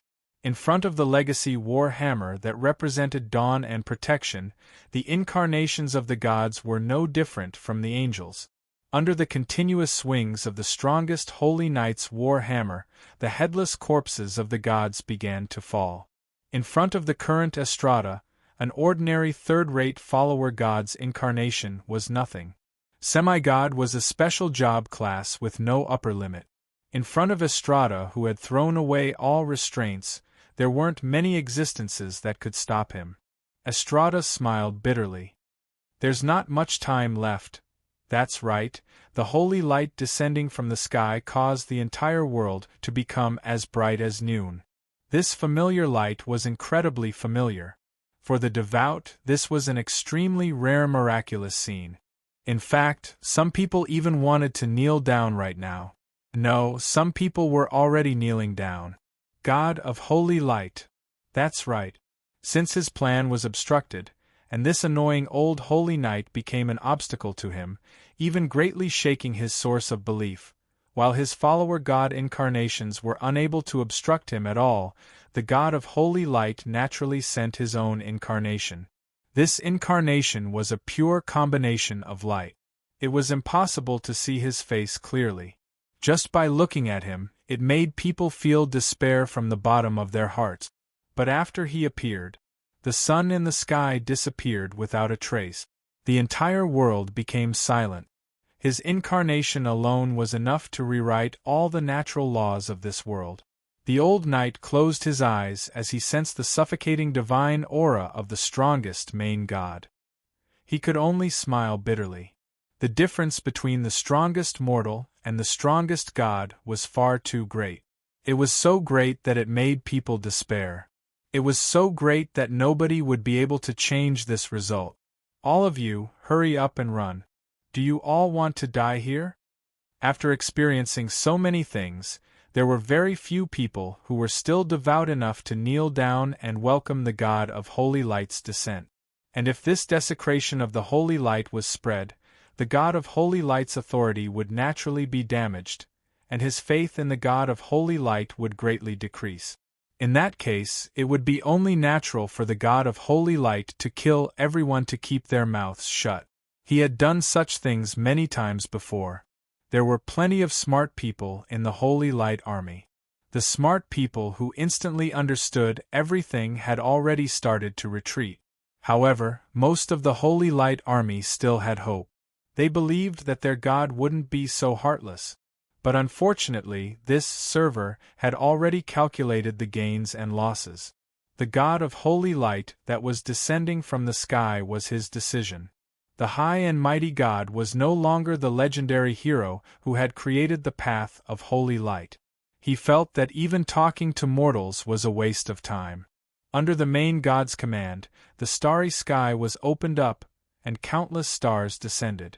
Everything was golden as far as the eye could see. Under this golden holy light, it was impossible for any life to exist. However, stop. Perhaps the God of Fate was quite skilled at telling corny jokes. Otherwise, why would the God of Fate always have so many ironic plot lines? Right now, the person who was maintaining a wall of holy light and blocking the meteors formed from holy light was their previous enemy, Estrada. And right now, Estrada wasn't in a good condition. His hair was completely white, and every meteor attack caused him to vomit blood. And it was obvious from the soul flames in his eyes that he had long since begun burning his own soul. Lord Estrada, hurry up and leave. You can still escape. Don't worry about us. Finally, a familiar voice called out to him, which made him feel both gratified and sad. He knew that he had nowhere to run to because the holy light needs to be saved, which is why Estrada must die. Ha, little Roland, you've seen through everything. You've really given me quite a bit of face by doing this. Estrada could only smile wryly as he shook his head helplessly. Suddenly, a strange thought reverberated in the world, and everyone understood it. Estrada, if you're willing to become my follower god, I shall forgive your sins. But in the next instant Estrada laughed. Become your puppet and tool? Sure, as long as you let these children go and guarantee that you won't interfere with the mortal world. There was no response at all. Countless pillars of light suddenly appeared behind the holy light figure, and the meteors that suddenly doubled in number were his response. Estrada must die, because the holy light needs to be saved. The old knight muttered something that no one could understand as he silently raised his war hammer. We holy knights take pride in judging evil and saving the good. We've even created the path of judgment and the path of holy healing. But in my heart, the strongest path of the holy knight has always been the war hammer suddenly fell from his hand and spun as it landed on the ground. The next instant, a ring-shaped wall of light appeared from the war hammer and surrounded all the mortals. We holy knights were born in the battle of protection, and we grew up in the battle of protection. Our strongest path has always been the path of protection. The old man's angry roar echoed throughout the entire sky. He burned his soul to the limit and created the strongest barrier in all of history. At this moment, the ring of light from his war hammer blocked everything. Not even the angels and gods could do anything about it. Meteors and pillars of light kept falling, but they were unable to break through this wall of life. This was a forbidden spell that originated from life, so how could it be easily broken through? The barrier that the old man created simply stood there. The attacks didn't even cause a single ripple, as if the god of holy light's attacks were nothing more than meaningless mosquito bites. Meanwhile, the old man continued to fulfill his oath. Estrada must die because the holy light must be saved.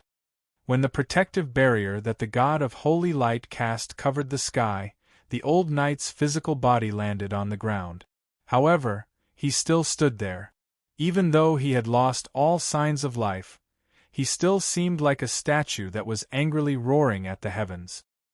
His soul was no longer in his physical body. Lord Estrada! No way, this is impossible. Waff! Lord Estrada! When the crying crowd surrounded the old knight's corpse, the god of holy light's incarnation in midair discovered that this powerful barrier of light had already surpassed the limits of the world's natural laws. It would be impossible to break through this barrier without sacrificing an incarnation, so the god of holy light unhesitatingly left. At the same time, two divine decrees were simultaneously sent to the Holy Church's headquarters. One was to strip Estrada of all his glory, while the other was to declare the entire Holy Church's expeditionary army to be heretics, making it impossible for them to return home. The strongest god of holy light was still as powerful as the sun in the sky. Everything was forcefully reversed. 1 week later, a white ice crystal that emanated holy light and an old and faded silver battle hammer appeared in front of Roland. Everyone in the room fell into a long silence as they looked at this ice crystal and the old man's final words. After a dark night and a long period of silence, the pale-faced Roland carefully picked up the ice crystal and placed it in a black box. He then closed the box and placed it in his own world. At that moment, Harlois was able to clearly see everything inside the box.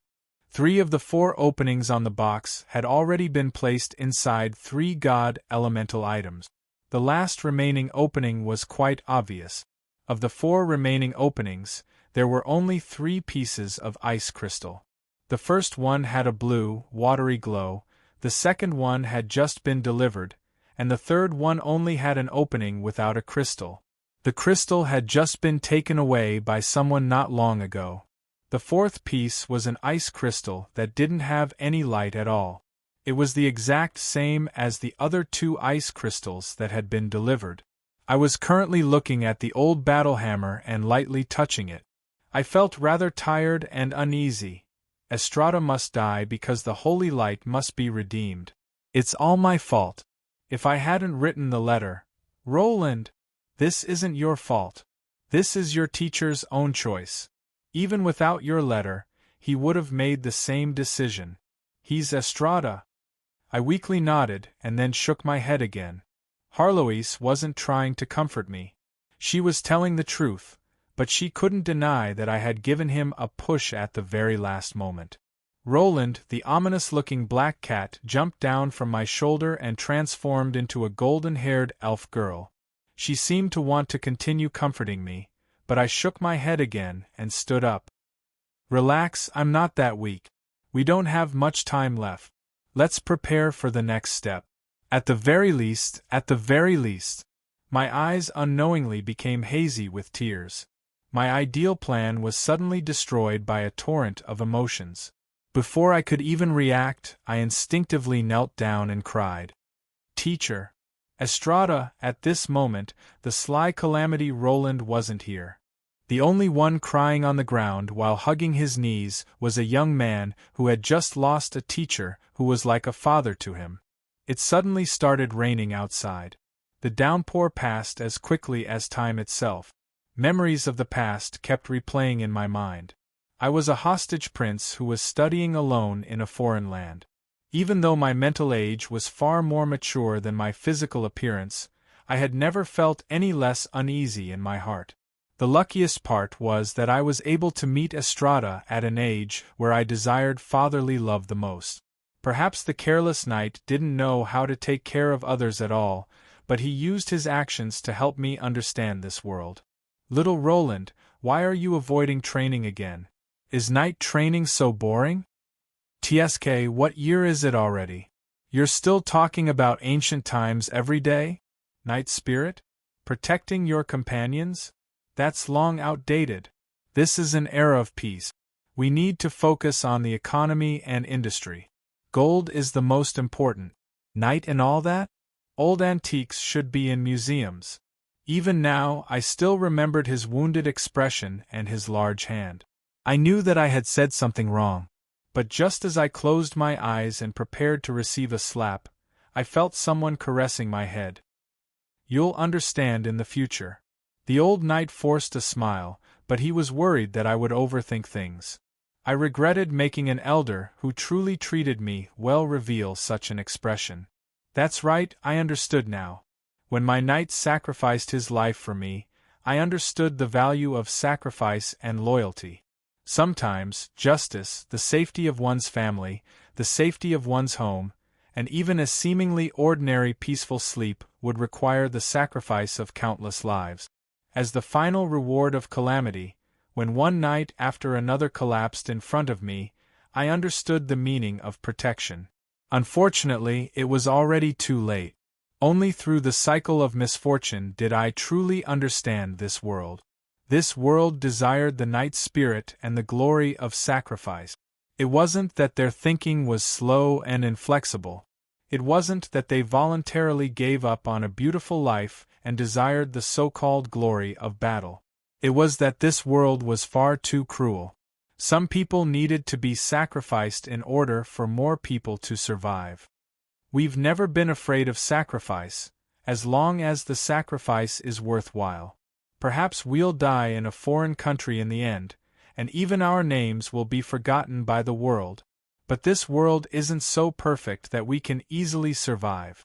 If it's destined that someone needs to be sacrificed, at the very least, we won't have to worry about our family and home if we go. My parents' generation would always say such annoying nonsense that I would only understand after I became an adult. By then, I would already be regretting it.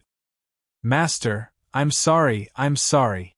It's all my fault. I couldn't seem to stop crying. Perhaps I wasn't an intelligent person. At the very least, I was always slow to realize my own feelings. Every time I reincarnate, I choose to travel the world as a holy knight. Perhaps, deep down, I still yearn for those days. If only those things hadn't happened, and I could have become an ordinary holy knight. Every time, I would only learn to cherish something after losing it. This was the case in the Mist Kingdom. This was the case when I was with Lisa. Every time I understood something, a hole would appear in my heart. And now, that hole in my chest seemed impossible to fill.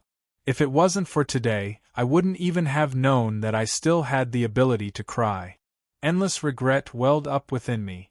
However, someone was no longer able to continue watching. Stand up, Roland. What would Estrada think if he saw you like this? He trusted you, which was why he made up his mind and gave you the key to changing his future and despair. Harlowe's voice had a rare seriousness to it. I don't understand what a holy knight is. But, as a teacher, I'm quite happy to teach others my own path. Even if I'm destined to die, the path I leave behind will exist forever. Isn't this the mark of my life? Estrada has even more disciples than I do. Even if he's now dead, there will only be more and more holy knight disciples walking on his path of protection. Also, that battle hammer, that holy hammer that can choose its own master. Do you still not understand why it ended up in your hands? The path of protection created by the strongest holy knight? Inheritance. I hesitated for a moment. Did a scoundrel like me even have the right to pick up the holy hammer that represented light and salvation? Idiot. Yes, you've always treated yourself as a scoundrel and a bastard. Yes, you're indeed a bastard filled with evil. But you've always used your own method to save this rotten world, and no one has ever done better than you. Such a person like you has never deviated from the path of protection. What other qualifications do you need? I fell silent, hesitated, and felt indecisive. You're the stupidest of all. What qualifications do you need to save and protect others? The holy light will never give up on asking for help. This world needs you, so what are you hesitating for, you idiot? If you're still worried, go ask him yourself. Didn't they say that holy weapons contain the wills and souls of past masters? As I hesitated, my fingertips touched the handle of the old war hammer. In the next instant, motes of silver light began to cleanse the broken body of the hammer. Divine runes flashed across the body of the hammer, and the holy radiance was ignited once more, filling the entire room with silver light. An illusion? I felt as if someone in the battle hammer was chanting an eternal battle song. The silver shadow once again showed me the epics of the past. Countless heroes and legends appeared in front of me, and the faces of the Valkyrie appeared in front of me. Both familiar and unfamiliar faces smiled at me. My hesitation was unnecessary, as the Valkyrie in the battle hammer had long since acknowledged me. Estrada, as I expected, the most familiar face of all, was also among them. Right now, the old knight's encouraging and forgiving gaze explained everything. He didn't blame me, not at all. The rest of the path will be difficult, but I believe in you. And right now, he hoped that I would take on this path of protection, just like that afternoon when I was avoiding training, when the illusory shadow in my dream vanished. Harlois also looked at me with anticipation in her eyes. It seemed that I no longer had any excuse to hesitate, and so I lifted the battle hammer and slung it on my shoulder. From now on, this battle hammer would become my most trusted partner. For the holy light. I never thought that I'd be able to say such a thing. You're no longer hesitating about inheriting my holy light? Ha, I was thinking too much. The path of protection is impossible to be broken. That's right, I believed that as long as the holy knight still existed, no, as long as humans still existed, the path of protection would never be broken, and my goal would never change. I swear that all sacrifices will be worth it. All villains will receive the retribution they deserve. The damned holy war will definitely end in my hands. I lightly touched the battle hammer as I silently looked at the dawn outside the window. I now had yet another family member that I needed to remember in my diary. While I now had a new responsibility on my shoulders, I now had a new mortal enemy. Teacher Estrada, and that damned god of holy light.